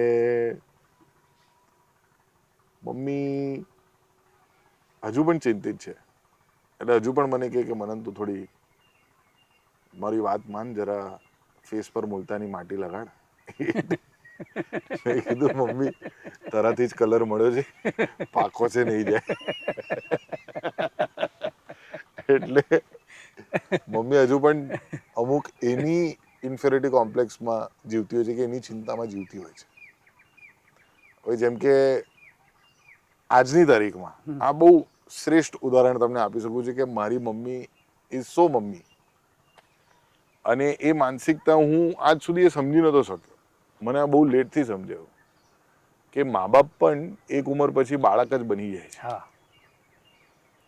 એક સમય આવશે જ્યારે અધ્યાય તમને બંનેને સાચવવો પડશે. બિલકુલ બાળકની જેમ જ તમને સમજાવવો પડશે, બાળકની જેમ જ. હમણાંથી ના, તું જેન્ઝી છે એટલે એટલો પણ ભરોસો નથી. લાલ બાલ જનરેશન. તો મારા કપડાની ઘડી મમ્મી વાળી રહી હતી. અમારા ઘરની કપડાની ઘડી અમુક ઘરના કામ હજુ પણ કરે છે. 77-78 વર્ષની થઈ જાય. એ અમુક પેટર્ન હોય છે. હા, એ પેલું શું છે કે મારી અંડરવેર પણ કે કોઈની પણ અંડરવેર વાળે ને તો આમ પોકેટ બનાવે એનું. હા, એ ટાઈપની ઘડીવાળી એકદમ પર્ટિક્યુલર ઘડીવાળાની. તો મારું છે ને સહેજ મારા ચડ્ડીની એક ઇલાસ્ટિક સહેજ એ થઈ ગયેલી, એમાંથી સિલાઈમાંથી ઇલાસ્ટિક નીકળી ગયેલું કંઈક. તો આમ બેડ પર હતી, મેં કીધું આ ચડ્ડી શું કરે છે, કે ના સહેજ ફાટી ગયું, હું સીવી દઉં છું. એ બાત હે. એટલે મેં તરત જ ચડ્ડી લીધી અને ડસ્ટબિનમાં ડસ્ટબિન તરફ ગયો. ના ના શું કરવા, અરે હું કોઈ બીજાને ના રવા દે. મેં કીધું મમ્મી પહેરેલી ચડ્ડી છે, મારી ચડ્ડી કોણ બીજાને આપે? ના ના કોઈને કામ લાગે. મેં કીધું મમ્મી પ્લીઝ ડોન્ટ વરી. એમ મેં આરામથી એને શાંતિથી આમ વાત કર્યો. સારું તાર જે કરો તો કર. મમ્મી જતી રહી રૂમમાં ને મેં ડસ્ટબિનમાં ચડ્ડી પથરાવી દીધી મારી. તો લાઈફમાં આવા ઘણા બધા બનાવો બને છે આજની તારીખમાં, પણ મમ્મીએ જે પરિશ્રમ કરેલો છે, મમ્મીની જે આપવીતી છે, એ હું બદલવાનો બહુ પ્રયત્ન કરું છું. અને એ જ મારા જનરેશન એટલે કે મિલેનિયલ જનરેશનની સૌથી મોટી ભૂલ એ જ છે કે પોતાના મા બાપને બદલવાનો પ્રયત્ન કરે છે. અને દરેક જનરેશનનો આ પ્રોબ્લેમ છે. એટલે મને એવું લાગે છે કે મારા મમ્મીના સ્ટ્રગલ્સ અને મારા મમ્મીના જે સંઘર્ષનો સમય રહ્યો છે, એ ટાઈમે જે એની મનોસ્થિતિ બંધાઈ ગઈ છે એને બદલવી હવે અશક્ય છે. પહેલી સક્સેસ આવી 19 વર્ષની ઉંમરે, બમ્પર હા, બમ્પર મનન, બમ્પર મેન મને. Bumper man Manan. What was the first reaction of your mom? She is happy. She has always been happy in my success. પણ એ હેપીનેસ કરતાં વધારે ચિંતા હોય. કારણ કે એન્ટરટેનમેન્ટ ફિલ્ડ જ એવી છે કે કશું અનિશ્ચિતતાઓનો હા કે ભાઈ આ કશું સર્ટન ના હોય, આમાં કશું પણ થઈ શકે છે. જ્યારે મેં રેડિયો છોડીને કોમેડી પણ કર્યું ત્યારે પણ મમ્મી કીધી હતી કે આટલી સરસ પગાર તને મળે, 40,000 45,000 મળે છે ખાતામાં, શું કરે તારે નોકરી છોડીને આ બધા કોમેડી ને બધું કરવું છે. કેટલા વર્ષ કરી રેડિયોની નોકરી? 7 વર્ષ. 5 વર્ષ રેડિયો મિર્ચીમાં એટલે કે ટાઈમ્સ ઓફ ઇન્ડિયા, અને 2 વર્ષ માય એફએમ એટલે કે દૈનિક ભાસ્કર, દિવ્ય ભાસ્કરમાં. અને 2014માં મેં ફૂલ કયા કયા શો કર્યા એમાં? રેડિયો મિર્ચીમાં મેં ઇવનિંગ શો કર્યો, અને બમ્પરમેન, હા બમ્પરમેન બમ્પરમેન મનન, મનન. અને માય એફએમ નો મનન એટલે કે સવારનો મેં મોર્નિંગ શો કર્યો. એનું ટાઇટલ હતું માય એફએમ નો મનન. હા, માય અરે એફએમ વાહ, નો મનન. ઇન્ટરેસ્ટિંગ. હા. તો સોરી, મેં મોર્નિંગ શો સાંભળવાનું સદભાગ્ય મને મળતું નથી, કારણ કે જર્નલિઝમમાં કામ કરીને મોડી રાતે ઊંઘવાની જે ટેવ હા હા પડે કોઈ વાંધો નથી. ને, એટલે બટ હું નસીબદાર ગણું છું કે મને રેડિયોમાં એવા અદ્ભુત મેન્ટર્સ મળ્યા, જિગ્નેશ વસાવડાથી લઈને, ધ્વનિતથી લઈને, દેવકીથી લઈને, આ બધા લોકોએ મને જીવનભરની ઘણી બધી અલગ અલગ શિખામણો આપી છે, જે મને મારા મા બાપ કે મિત્રોએ પણ નથી આપી. કારણ કે શું છે કે you are a collective product of your environment. True. એટલે જે ઘરમાં શીખવાડવામાં આવે તો ઘરમાં જ શીખવાડવામાં આવે, પણ બહારની દુનિયાને કેવી રીતે જોવી, એને કઈ રીતે ફેસ કરવી, એ શીખવાડવાવાળું બહુ એવું છે. ઓછા લોકો છે આજની તારીખમાં. બિલકુલ સાચી વાત છે. લકીલી હું જ્યારે આ ઇન્ડસ્ટ્રીમાં આવ્યો ત્યારે આવા લોકો મને મળ્યા, દિગ્ગજો રેડિયો ઇન્ડસ્ટ્રીના, કે જે મને જીવનભરની શિખામણ આપીને ગયા. એમને એવું કોઈ દિવસ ધાર્યું નહોતું કે મને આટલું મોટું નામ કરશે. જેમ કે જ્યારે હું રેડિયોમાં પણ હતો ત્યારે કોઈ ધાર્યું નહોતું કે મનન કઈ આટલું જબરજસ્ત કોમેડી ફેક્ટરી જેવું અને લવારી શો જેવું ક્રિએટ કરશે. તો મનન દેસાઈ, ઓજસ રાવલ અને સ્મિત પંડ્યા જી, પહેલી વાર ક્યાં ને કેવી રીતે મળ્યા? હું અને સ્મિત તો પહેલાથી એકબીજાને ઓળખતા જ હતા. વડોદરા હા, વાસી. સ્મિતના પપ્પા પણ પત્રકાર, હા, ગોપાલભાઈ. ગોપાલભાઈ એ ચિત્રલેખામાં હતા, અને મારા પપ્પા પણ પત્રકાર સોસાયટીમાં, ગોપાલભાઈ પણ ઘણી વખત ગુંજન સ્ટુડિયો પર આવ્યા છે, ગુંજન રેકોર્ડિંગ સ્ટુડિયો પર. તો સ્મિતને હું એકબીજાને ઓળખતા હતા, અને પછી અમે મળ્યા એક વખત. એટલે જ્યારે મેં કોમેડી ફેક્ટરી 2011માં શરૂ કરવાનો એક બેડું ઉપાડ્યું, તો મેં એવું કીધું કે જે મારા જેવા જ મિત્રો છે મારા, એમનો હું અપ્રોચ કરું. એટલે મેં મોન્ટુ કરીને જે મારા સાથે રેડિયોમાં હતો એને અપ્રોચ કર્યો.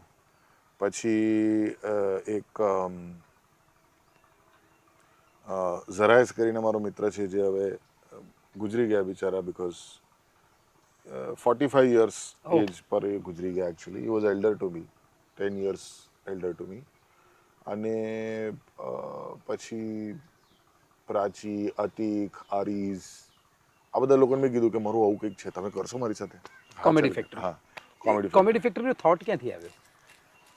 એ જ્યારે હું આ બધું સ્ટેન્ડઅપ કોમેડી ને બધું જોતો હતો ને, ત્યારે મને એવું થતું હતું કે યાર આપણી ભાષામાં, અને એકચ્યુઅલી તો બહુ ફની સ્ટોરી છે. હું એક ગુજરાતી નાટક જોવા ગયેલો. કારણ કે આઈ બિલીવ કે કોમેડી ફેક્ટરી ગુજરાતીનો પહેલો standup comedy show.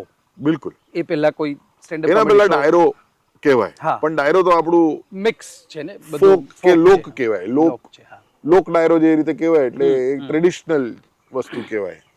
Standup comedy show was the first. ડાયરો તો કેવું છે કે ડાયરોની અંદર એમાં તો મ્યુઝિક પણ છે, વાર્તાઓ પણ છે, હા. કથાઓ પણ છે. અને એ જેટલા પણ કથાકારો છે, જેમ કે હવે જેટલા પણ ડાયરો, અને આ વાત મેં ઘણા બધા સિનિયરોના મોઢેથી સાંભળેલી છે. I feel and I genuinely feel this, અને આ બહુ કોન્ટ્રોવર્શિયલ સ્ટેટમેન્ટ કરવા જઈ રહ્યો છું. મને એવું લાગે છે કે શાહબુદ્દીન રાઠોડ જેટલું સારું કોઈએ આજ સુધી લખ્યું નથી કે એને ભજવ્યું નથી. એમનું જે દુનિયા અને જીવનને જોવાનો નજરિયો હતો, એમનું પુસ્તકનું વાંચન આટલું જબરજસ્ત છે. આજની તારીખમાં બી એ દરરોજ, અનબીટેબલ. એટલે એમના જેટલું કોઈ વાંચ્યું છે જ નહીં આ ગુજરાતમાં, મને હું એવું સોરી લાગે. વચ્ચેથી અટકાવીને કહું, તમારી વાત સાથે હું સંપૂર્ણપણે સહમત છું. હમણાં હું એક ઇન્ટરવ્યુ જોઈ રહ્યો હતો. ઝાકીર ખાન, જી. ઝાકીર ખાન ને હા, ઝાકીર સ્ટેન્ડઅપ ખાન, હા. કોમેડિયન. હા, એણે એવું કહ્યું કે મારું બચપણ અમદાવાદમાં ગયું છે, મારા દાદા ત્યાં રહેતા હતા, હા, અને હું હ્યુમર શાહબુદ્દીનભાઈને સાંભળીને શીખ્યો છું. બિલકુલ. So he went there to meet શાહબુદ્દીનભાઈ. I know. અને એટલે it was a goose bump moment for me જ્યારે વાંચ્યું ત્યારે, કે ક્યાં બાત હે. અને એ what you are connecting is the same, કે શાહબુદ્દીનભાઈ જેવું હાસ્ય નિપજાવવાની કળા કદાચ. બિલકુલ. અને ઝાકીર મારો ખાસ મિત્ર છે, અને અમે ઓકે. સાથે જ મળવા ગયા હતા શાહબુદ્દીનભાઈ. અચ્છા, અરે વાહ, વોટ અ કોઇન્સિડન્સ. હા, એટલે હું જ શાહબુદ્દીનભાઈને તો હું બહુ વર્ષોથી ઓળખું. કારણ કે શું છે કે હું જ્યારે આ ફિલ્ડમાં આવ્યો ત્યારે મને કોઈ સિનિયર કે કોઈ ગુરુ હતું જ નહીં મને માર્ગદર્શન આપવા માટે, કે મને સ્ટેજ શો આવી રીતે થાય, કોમેડી આવી રીતે થાય, લખવાનું આવી રીતે હોય, એ બધું હું જાતે શીખ્યો છું, જોઈને. પહેલા તો શરૂઆતમાં 1-2 વર્ષ મેં બીજાની જોક પણ કરી. ઓકે. પછી મારા અમુક કોમેડીમાં રહેતા મિત્રોએ કીધું કે ના મનન, આ અનએથિકલ કહેવાય, તું બીજાની જોક ના કરી શકે. કારણ કે ડાયરોમાં એવું ચાલતું હતું, જેટલા પણ ડાયરોના કલાકારો છે, એ લોકો જોક્સને સેટની જગ્યાએ આઈટમ કહે, કે આજે હું પેલી વાળી આઈટમ લઉં છું, કે ના આજે હું આ આઈટમ લઉં છું. તો ગણીને જે 10-15 આઈટમ છે, એ જ ફરે રાખે, એ જ ફરે છે, અને એ જ બધા ડાયરોના જેટલા પણ કલાકારો છે. આ કોન્ટ્રોવર્શિયલ સ્ટેટમેન્ટ છે એકચ્યુઅલી, કે જે પહેલા જાય એને એડવાન્ટેજ વધારે મળે. He has the advantage of choosing કે આજે હું આ 5 આઈટમ કરી દઉં, એટલે એ વધારે હિટ થાય. હા, અને પછી પાછળ વાળાને થોડી તકલીફ પડે, અને એમાં ઘણા વાર ઝઘડા પણ થાય છે. જેમ કે સિનિયર કલાકાર જગદીશ ત્રિવેદી એક બહુ ઇન્ટરેસ્ટિંગ ક્લિપ બહાર નીકળેલી, કે જેમાં એક સુરતનો કોઈ કલાકાર વ્યક્તિ છે જેને આવી ગુસ્તાખી કરેલી હતી એમનો કોન્ટેન્ટ કરવામાં. એટલે મને 2012 જ વિપુલ ગોયલ છે, નીતિન ગુપ્તા છે, આ ખાસ કોમેડિયન્સ છે જે પહેલી વખત કોમેડી ફેક્ટરી સાથે પરફોર્મ કરવા આવ્યા ગુજરાત ખાતે. એમણે મને સમજાવ્યું કે મનન, તું પોતે લખીશ, પોતાનું લખીશ તો લોકો સુધી વધારે પહોંચશે. ઓરિજિનલ. એટલે હું ત્યારથી પોતાનું લખવાનું શરૂ કર્યું મેં, અને આઈ થિંક કે એ જર્ની પછી જ્યારે શરૂ થઈ, then there was no looking back. એટલે મેં પાછળ ફરીને જોયું નહીં કે આ જ મને જોઈએ છે. કારણ કે એ જે મેં ફ્રીડમની વાત કરી, કે સ્ટેન્ડઅપ કોમેડી એક એવું માધ્યમ છે જેમાં ફૂલ ફ્રીડમ છે તમને, તમારે જે બોલવું હોય, તમારે જે રીતે બોલવું હોય. કોમેડી ફેક્ટરીનો વિચાર જે વખતે આવ્યો અમદાવાદની કોઈ ચાની કિટલી પર બેસીને, મને ક્યાંકથી વડોદરામાં ચાની કિટલી પર બેસીને, તો પહેલો કોને કહ્યો તમે એ થોટ કે આવો આવો? અચ્છા, હું છે ને જેટલા બી મારા દિમાગમાં વિચાર આવે ને, હું પહેલા વિદ્યાથી બાઉન્સ ઓફ કરું કે વિદ્યા આ કેવો લાગે થોટ. ઘણા બધા વિદ્યાએ થોટ બેસાડી દીધા છે. તો મારી સફળતા પાછળની સૌથી મોટો શ્રેય જાય છે વિદ્યાની ગટ ફિલિંગને, ઇન્ટ્યુશન. અને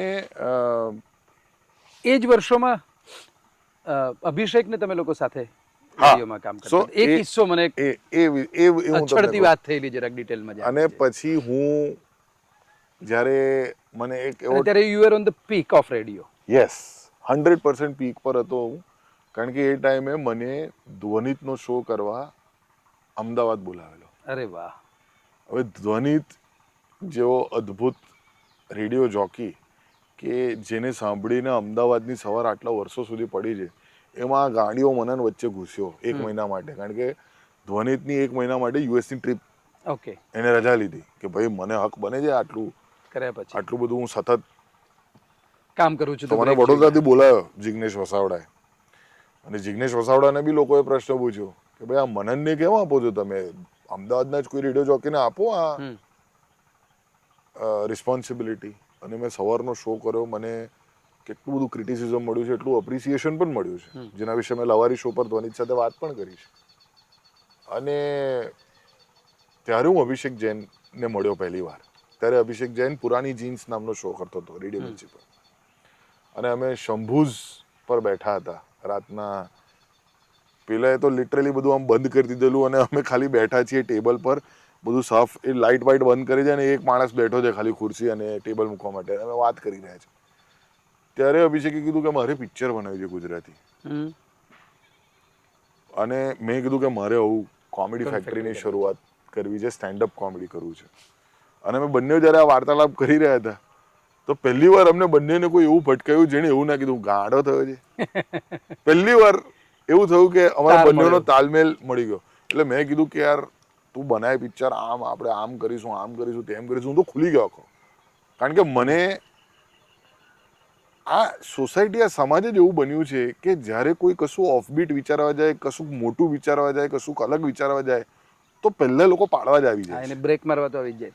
કે તમે કર્યા વગર કઈ રીતે નક્કી કરી શકો કે આ થશે કે નહીં થાય, કે સારું રહેશે કે નહીં રહે, સારું ખરાબ રહેશે. એટલે એ દ્રષ્ટિકોણથી હું બહુ જ ખુશ હતો કે અભિષેક જૈન આવું એમ્બિશન ધરાવે છે. તો તમે બંને મિત્રોએ લગભગ સાથે હા, જુદું કરવાનું બિલકુલ. એ જે ટાઈમે પિક્ચરની શરૂઆત કરી એ ટાઈમે મેં પણ કોમેડી ફેક્ટરી. 2012માં કેવી રીતે જઈશ આવી, હમ. અને 2011માં મેં કોમેડી ફેક્ટરી જ્યારે પહેલો શો કર્યો, ત્યારે એ શૂટિંગનું પ્લાનિંગ જ ચાલતું હતું કેવી રીતે જઈશનું. અને બધા જ જેટલા બી મિત્રો છે મારા ઇન્ડસ્ટ્રીમાં, એ કેવી રીતે જઈશ અને બેયારથી જ મોટાભાગના મિત્રો બન્યા છે. પ્રતિકથી લઈને દિવ્યાંગથી લઈને અનીશ છે, આ બધા જ જે first batch of Gujarati film makers કહેવાય, રિવાઇવલ જે થઈ રિવાઇવલ થયું. એના પહેલા film industry, સપ્તપદી હા. નામની એક સરસ સુંદર આવી મૂવી આવી હતી, હતી. એમ છૂટક છવાઈ આવી હતી. હા, Better દરિયા Half. છોરું, દરિયાઈ આશિષની film. છોરું, અરે દરિયાઈ છોરું જોઈને તો મેં જેડી સરને જેડી ફોન ભાઈ. કરીને કીધું, જેડી સર શું બનાવ્યું તું તમે આ પિક્ચર આજની તારીખમાં બી યુટ્યુબ પર મેં ખરાબ પ્રિન્ટમાં જોયું, મને મજા આવી ગઈ. Shefali Shah was the lead actress. Yes. અને વિપુલભાઈ સાથે પણ મારી જ્યારે વાત થઈ, કીધું વિપુલભાઈ યાર દરિયાઈ છોરું તમારે અદ્ભુત film બની. રી રિલીઝ કરવી જોઈએ. હા. કે એ ટાઈમે એક એનઆરઆઈ છોકરી અને એ ટાઈમે આવું ગામડાના છોકરાની આખી વાર્તા, કેટલી સુંદર વાર્તા હતી. પછી બેટર હાફ આવી આશિષની. એટલે પછી છૂટક છવાઈ ફિલ્મો હતી, પણ કેવી રીતે જયશ્રી યા શરૂ થયું. આઈ થિંક દરિયાઈ છોરું તો 99 ઘણી માં 98 99 માં. હા, ત્યારે તો દેશરે જોયા, દાદા પરદેશ પરદેશ જોયા જોયા. વોઝ. એના જસ્ટ આજુબાજુમાં હા, એ મેં પહેલી ગુજરાતી પિક્ચર જોયેલી થિયેટરમાં, દેશરે જોયા દાદા. ઈતનભાઈ વાળી હા, અદ્ભુત. અદ્ભુત ફિલ્મ. હજી પણ હા, હજી પણ હજી પણ ટોપ 10 માં છે યસ. બોક્સ ઓફિસમાં. અને હાઈએસ્ટ કલેક્શન ફિલ્મમાં જેટલા પૈસા લાગ્યા એના પ્રમાણમાં જે કલેક્શન થયું એ પર્સન્ટેજ વાઇઝ, હા. એટલે ફિનાન્શિયલ પણ જે એ- થતા થતા આપણે પણ એ રહી ગયા લાગ- હતા સીએ એ ગણતરીમાં કહીએ તો પર્સન્ટેજ વાઇઝ દેશરે જોયા, દાદા પરદેશ જોયા, અને હજી કોઈ બીટ નથી કરી ના, લાલો બીટ કર્યું ને. હા, હવે પર્સન્ટેજ વાઇઝ લાલો લાલોએ ઇઝ beat બિગર કર્યું, ધેન yes. દેશરે જોયા, દાદા પરદેશ પણ જોયા. આ 50 લાખના 20 વર્ષ. બજેટ પર. હા, 20 નહીં 30. 30 વર્ષ પહેલા 99 માં, હા, 99. 30 27 28 વર્ષ પહેલા. તો comedy factory, Ojas, you and Smith, હા, પહેલો શો, એ વખતની મોમેન્ટ્સ. અમે એકચ્યુઅલી હું ને સ્મિથ પહેલા મળ્યા, તો સ્મિથ અને મેં ઘણા બધા શોઝ કર્યા, અને એમાં બીજા પણ સહકલાકારો ઘણા હતા. પછી મેં જોયું કે સ્મિથ ઇઝ ધ સ્ટાર, એટલે સ્મિથને જેટલું બને એટલું અમે ફેસ ઓફ કોમેડી ફેક્ટરી બનાવવાનું શરૂ કર્યું. અને સ્મિથ ત્યારે રેડિયો પર તેનો શો ચાલુ હતો? ના ના ના, ત્યારે he was only doing drama, okay. અને એ ફેકલ્ટી ઓફ સોશિયલ વર્કમાં પણ માસ્ટર્સ કરી રહ્યો હતો અને બીજા બધા સાઈડ હસલ કલાકાર તરીકે કરી રહ્યો હતો. એટલે ત્યારે Smith was evidently the star. Smith is immensely talented. મને એવું લાગે છે કે he is the best comedian. હું પોતે એવું માનું છું, he is the best comedian. એનું કોમિક ટાઈમિંગ બહુ અદ્ભુત છે. એ કોઈ પણ રૂમની અંદર એન્ટર થાય તો ત્યાં કોઈ પણ અજાણી વ્યક્તિ હોય 10 મિનિટના અંદર એ રૂમને હસાવી શકે યસ, એવી એક ક્ષમતા ધરાવે છે. અને બહુ એનાથી હું ઘણો પ્રેરિત થયો છું, ઘણું શીખ્યો પણ છું. અને પછી એ ફેસ બન્યો અને પછી અમે એક લગ્નમાં 2012માં ઓજસને મળ્યા. મારે એક કોમન મિત્રની લગ્ન હતું અને ત્યારે હું ને સ્મિથ બંને ત્યાં એઝ પરફોર્મ કરવા ગયેલા અને ઓજસને હોસ્ટિંગની ઓપોર્ચ્યુનિટી મળી અમને ઇન્ટ્રોડ્યુસ કરીને. તો ઓજસે કીધું કે મેં યુએસમાં સ્ટેન્ડઅપ કોમેડી કરેલી છે અને ઓજસ જેવો ભાષા પર કમાન્ડ બીજા કોઈનો નથી. અગ્રી. આખી ગુજરાતી ઇન્ડસ્ટ્રીમાં મને એવું લાગે છે કે એ જેટલું સારું ઇંગ્લિશ બોલી શકે છે, એટલું સારું એ ગુજરાતી બોલી શકે છે, એટલું સારું એ હિન્દી પણ બોલી શકે છે, એટલું સારું એ મરાઠી પણ બોલી શકે છે. અને ઓજસ એટલો વેલ રેડ, એટલો અદ્ભુત વ્યક્તિ છે કે મને એવું થાય છે કે સાલું આવું કમાન્ડ ભાષા પર મારું કેમ નથી. મને એનાથી મીઠી જલન એ ટાઈમથી મને એના ઉપર ઈર્ષા છે. ભાષા પરનો તો મારો પ્રોબ્લેમ બહુ જ પહેલાથી છે, કારણ કે મારું છે ને કળા પ્રત્યેનું કન્ઝમ્પશન જે કહેવાય કે જે હું મારો ખોરાક છે એ જેમ કે હમણાં પેલું સ્પોટીફાઈ પર રેપ આવે છે ને કે આટલા આ વર્ષની અંદર તમે આ ગીતો સાંભળ્યા, તો એમાં એક આ વખતે નવું આવ્યું છે કે તમારી માનસિક ઉંમર શું છે. તો ચિરાયુની આવી 80. ઓકે. એના પ્લેલિસ્ટ પ્રમાણે મારી ગેસ કરો કેટલી આવી હશે? 22, 17. ક્યાં વાત, હું ઘણો નજીક છું. એકચ્યુઅલી તમે સૌથી વધારે બધા 30sમાં ગેસ કરતા હતા. એટલે મારું કળા પ્રત્યેનું જે અન્ડરસ્ટેન્ડિંગ છે એ બહુ ડિફરન્ટ છે. એ પપ્પાના જીનેટિક્સ ને વારસામાંથી બિલકુલ આવ્યું છે. એમનાથી ઘણું બધું આવ્યું છે. મને નવું સાંભળવું, નવું કરવું બહુ જ ગમે છે. કલાકારનું જે ગુજરાતી, આમાં શું છે કે ગુજરાતી લોહી અને કલાકાર લોહી આ બંને જ્યારે ભેગા થાય ને ત્યારે એમાં પ્રોબ્લેમ શું થાય છે હું તમને કહું. ગુજરાતી કલાકારોમાં જે મેં સૌથી મૂળભૂત પ્રોબ્લેમ જોયો છે એ છે કે એમનું ધંધાકીય લોહી ભેળસેળ થઈ જાય છે વચ્ચે. અને ધંધાકીય લોહી જ્યારે એનો ભેળસેળ થાય છે કલાકાર જીવ સાથે, તો એમાં એ લોકો એવું જ વિચારે છે કે શું માર્કેટમાં ચાલે છે, કે વોટ ઇઝ વર્કિંગ એ કરીએ આપણે. અચ્છા આ થઈ રહ્યું છે, ચલો આવું કરીએ, આવું કરીએ. નવું કરવાની જ વાત ભૂલાઈ જાય. એક્ઝેક્ટલી. અને મારું એકદમ ઊંધું છે. મને એવું થાય કે આ થઈ ગયેલું છે તો આ શું કરવા કરું. કુછ નયા કરતે. એટલે જ્યારે લવારી શો પણ અમે કર્યો તો લવારી શો જેવો બીજો કોઈ શો છે જ નહીં કે જેમાં 4 કોમેડિયન બેઠા છે, વચ્ચે એક ગેસ્ટ બેઠા છે કે 2 ગેસ્ટ બેઠા છે અને નો સ્ક્રિપ્ટિંગ, નો કેરેક્ટર્સ. એને તમે પોડકાસ્ટ પણ ના કહી શકો, એને તમે કોમેડી શો પણ ના કહી શકો. કરેક્ટ. It's a show. હા, it's a show. It's a show. એ એની એક પોતાની એક આત્મા છે, એનું એક જીવ છે. તો એમાં મને સંતુષ્ટિ મળે છે. ઓરિજિનાલિટીમાં મને સંતુષ્ટિ મળે છે. હ્યુમર ક્યાંથી આવે છે? From where did you gather it? Humour મને એવું લાગે છે એક ડિફેન્સ મિકેનિઝમ હતું મારા માટે. આમ છે ને, સોરી વચ્ચેથી કટ કરું છું. આમ લોકો એવું કે હ્યુમર પીડામાંથી આવે. તમારી હ્યુમર પીડામાંથી આવે કે બીજે કશેકથી આવે છે? ના, એટલે એ શાહબુદ્દીનભાઈએ પણ એક વાત કીધેલી છે કે ગંભીરતા વિનાનું હાસ્ય એ વ્યર્થ છે. બિલકુલ. અને પીડામાંથી નથી આવતું પણ અનુભવમાંથી આવે છે. અને એ દરેક પ્રકારનો અનુભવ હોય છે, હાસ્યાસ્પદથી લઈને ટ્રેજેડીથી લઈને. મને એવું લાગે છે કે જ્યારે હું, જેમ કે મેં કીધું થોડી વાર પહેલા જ કે જ્યારે પપ્પા ગુજરી ગયા ત્યારબાદ હું સ્ટેન્ડઅપ કોમેડી બહુ જોતો હતો. એટલે મારા દિમાગની અંદર જે પહેલો મમરો મુકાયો કોમેડીનો એ છે કે કોઈ દુઃખી વ્યક્તિને હસાવવું હોય તો સ્ટેન્ડઅપ કોમેડી બહુ અદ્ભુત વસ્તુ છે. ક્યાં બાત હે યાર, બ્રિલિયન્ટ થોટ. એટલે અને રાજુ શ્રીવાસ્તવ જ્યારે પરફોર્મ કરી રહ્યા હતા, મમ્મી એક સુંદર વાક્ય કીધેલું, અને જ્યારે મેં ઇન્સ્ટાગ્રામ પર રાજુ શ્રીવાસ્તવ ગુજરી ગયા ત્યારે પોસ્ટ નાખેલી, મમ્મીએ કીધેલું કે પપ્પા આજે આ પ્રોગ્રામ જોતે તો એમનું આયુષ્ય વધી ગયું હતું. વાહ. અને that was the first time મેં મમ્મીને હસતા જોઈ after your father's after death. Father's death. મમ્મીને પહેલી વખત મેં હસતા જોઈ. એટલે એ મારો સૌથી પહેલો સીડ હતો દિમાગની અંદર હ્યુમરનો. અને ત્યારથી હ્યુમર પછી મારું ડિફેન્સ મિકેનિઝમ બની ગયું કે કોઈ મારા રંગનો મજાક ઉડાવે છે, કોઈ મારા મેદસ્વીપણા પર મજાક ઉડાવે છે, તું ઉડાવે તે પહેલા હું જ કરી દઉં છું. તું હવે શું કરીશ? હવે કઈ રીતે મને તું બુલી કરવાનો? હવે તું મને કઈ રીતે નીચો દેખાડવાનો? હું એ રીતે જોતો હતો. એટલે હવે હું મારા કદ અને કાયામાં હ્યુમરને એટલો સરસ રીતે મેં એને ભળી દીધું છે અમલમેટ કરી દીધું છે કે હવે કોઈ મને ઇન્સલ્ટ પણ નથી કરી શકે. રોસ્ટ કરવા પણ જાય તો વિચારે કે ભાઈ આનું શું કરવાનું, કે કઈ વાત કરવાની. અને એ તમારી વાત સાચી છે. અને એ વાત હું શાહબુદ્દીનભાઈની વાત સાથે જોઈન કરું છું કે પ્રોબ્લેમ અથવા તો ટ્રેજેડીથી હ્યુમર ડેફિનેટલી આવે છે, પણ એ ગંભીરતા પણ હોવી જ જોઈએ હાસ્યની અંદર. સ્થૂળ નહીં હોવું જોઈએ. જેમ કે હું મારી જોક્સ સૌથી રેન્ડમ હોય છે, જે લોકો રિજેક્ટ કરતા હોય છે. એવી મેં મારા પપ્પાના ફ્યુનરલ પર જોક કરેલી છે. ઓકે. કે મેં મારા માસીના ફ્યુનરલ પર જોક કરેલી છે કે મારી માસી જ્યારે ગુજરી ગઈ ત્યારે મમ્મી એવું કીધું કે હવે મારો વારો, હવે મારો વારો. મને પ્રોબ્લેમ નહોતો આ વાતથી.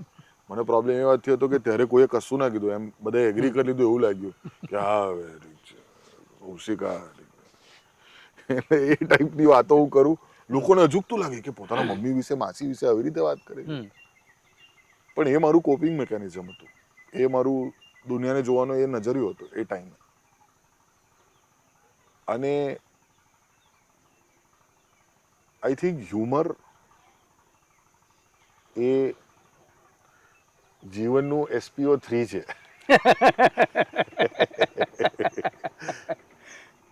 કે એક એવું ઓક્સિજન છે કે જેનાથી બધી મોમેન્ટ બહુ હળવી થઈ જતી હોય છે. અને હ્યુમરના કારણે જ હું અગર મારા જીવનમાં હ્યુમર ના હોત કે કોમેડી ના હોત તો હું છે ને એ જ સિચ્યુએશનમાં ભરાયેલો રહેતે. એક સિચ્યુએશન, ગંભીર સિચ્યુએશનમાંથી બહાર નીકળવા માટે મને હ્યુમરે બહુ જ મદદ કરી છે. બાકી હું એમાં ને એમાં જ રમતો રહેતો. ભેરવાઈ જાય.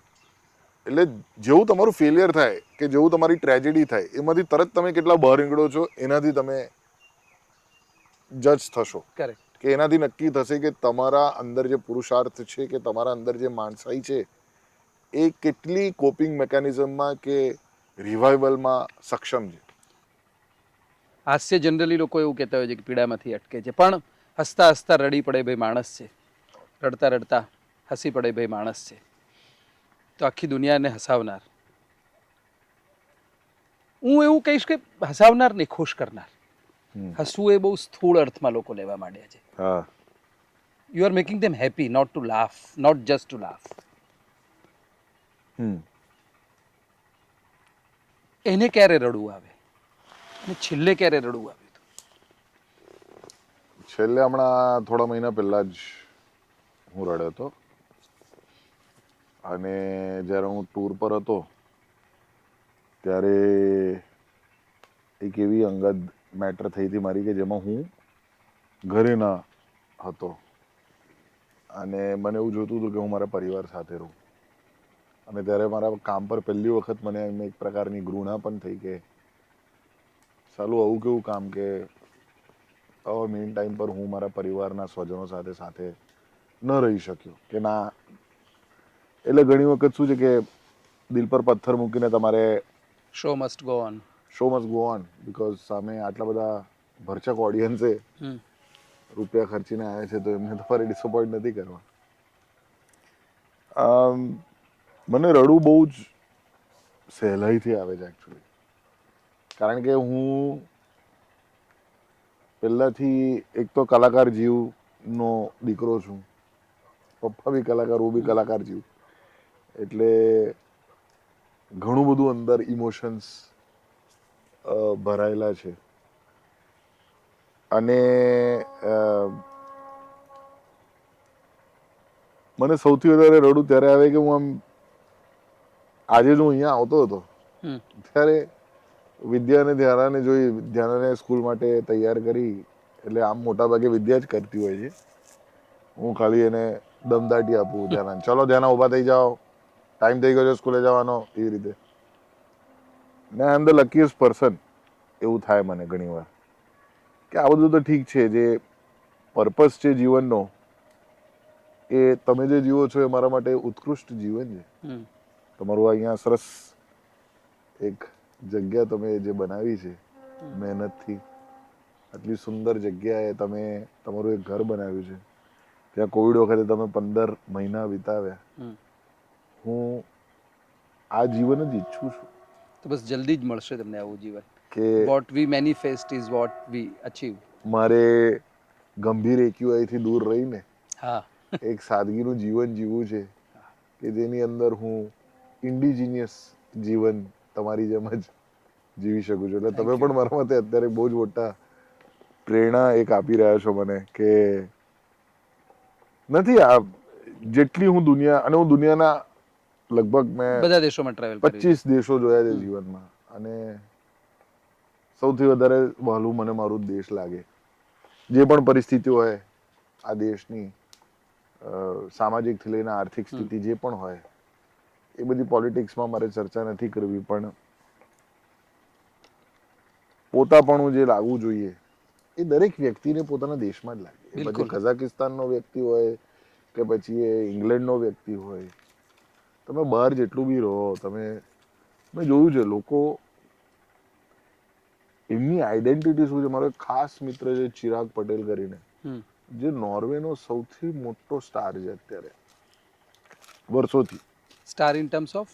હી is the biggest musical act of Norway. Okay. One of the biggest.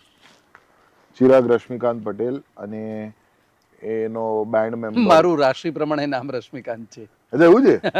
આ નવો ખુલાસો. આ તમારા જ વાતોના પોડકાસ્ટ પર તમે જ એક્સપોઝ થઈ ગયા. હું હા, તો એનો ખાસ મિત્ર છે, એનો બેન્ડ મેમ્બર પણ છે, અને એ લોકો બંને ફોર્મ કરે છે આ બેન્ડ, જેનું નામ છે કાર્પે. અને મડ્ડી કરીને એક ઇજિપ્શિયન છે કે જે એનો સાથીદાર છે આ મ્યુઝિક બનાવવામાં. અને જુલાઈમાં એમના શોઝ થઈ રહ્યા છે નોર્વેમાં. એ લોકોએ, just to give you perspective, 1,10,000 ટિકિટો 8 મિનિટમાં વેચાઈ ગઈ. વાવ. They are that big. Vav. Yeah. એટલે they are bigger than, in terms of proportionately જોવા જઈએ તો નોર્વેશિયન પોપ્યુલેશન એ 1-1.5 મિલિયન જ હશે આખું દુનિયામાં, અને એમાંથી તો ઓછું નોર્વેમાં રહેતું હશે, અને એમાંથી 1,10,000 એટલે હ્યુજ નંબર. એટલે શકીરાની ટિકિટ આટલી ફાસ્ટ, આટલી માત્રામાં નહીં વેચાય, ના જાય. તો અને 3 શોઝ ધડાધડ વેચાઈ ગયા. ગુજરાતી પટેલ પણ નોર્વેશિયનમાં ગાય છે. એ આટલા મોટા સ્તરે રહીને પણ એક આઈડેન્ટિટીના મૂંઝવણમાં છે. અમારી વાતો થાય કે મને સાલું હું ઇન્ડિયન છું કે હું નોર્વેશિયન છું, કે પેલું ધોબી કા કુત્તા જેવું થાય, ના ઘર કા ના ઘાટ કા. અને એટલા જ માટે મારા હિસાબે જે દેશમાં જે તમારું બ્લડ હોય બાય બર્થ, એ જ દેશમાં તમારે રહેવું જોઈએ. બાકી બધો વહેમ છે, બાકી બધી માયાજાળ જ મિથ્યા છે જગત. કે તમે બેટર સ્ટેન્ડર્ડ ઓફ લિવિંગ ઈચ્છો છો, કે તમે ઢીકણું ઈચ્છો છો, કે ફલાણું ઈચ્છો છો, છેલ્લે તમને તમારી આજુબાજુ તમારા જેવા લોકો ના મળે, ભલે કેટલા બી ટોક્સિક હોય, તમને પોતાને મજા આવે એવી ગાળ બોલતા લોકો ના મળે ત્યાં સુધી જીવનમાં મજા ના આવે. ગાળ is part of the language. I don't know why ગાળને આટલું લોકો મિસઅન્ડરસ્ટેન્ડ. ના, ગાળ તો ઘીની નાળ છે. બક્ષી સાહેબ એવું કહેતા કે સ્ત્રીઓ જેમ મેન્સિસમાં આવે એમ પુરુષો ગાળો બોલે. સો અને આમ પણ કચરો પેટ માટે ને જીભ માટે બહાર નીકળી જવો ખૂબ જરૂરી હોય છે, બાકી સ્વાસ્થ્ય માટે હાનિકારક. દેટ ઇઝ પણ એક વસ્તુ છે કે મેન્સીસ એટલે મેન્સ્ટ્રુઅલ સાયકલ, એને ગાળ સાથે ના સરખાવવું જોઈએ આપણે, કારણ કે ગાળો બોલતા હળવાશ થાય છે, પીરિયડ્સમાં હળવાશ નથી થતી. પીડાઓ થાય છે. Yes. But getting to the point is that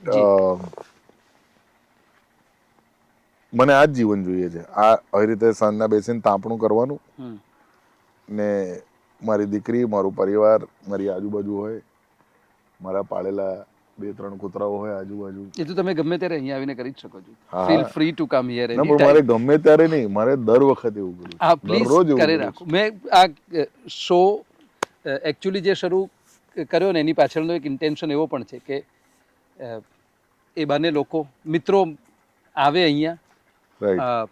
એ મિત્રોને મળવાનું એક બહાનું છે, બહાનું ઊભું કર્યું છે. અને બીજું હું કહું ને કે 4 ઝાડ વાવજો તો લોકો બહુ સિરિયસલી લે નહીં.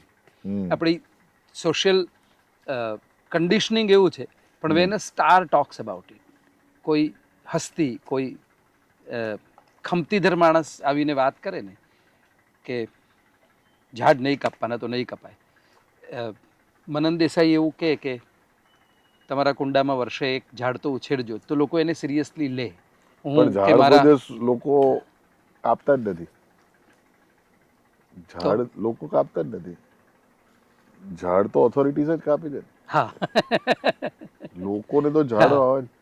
મને એવું લાગે છે કે હું એક પ્રકારનું મેટ્રિક્સ જ છું, ઓકે. હું એક પ્રકારનું સિમ્યુલેશન છું લોકો માટે, કે જેમાં હું તમને તમારા પ્રોબ્લેમ્સ થી થોડી વાર માટે દૂર કરું છું. So you are a therapist. હું દારૂ છું, હું દવા નથી.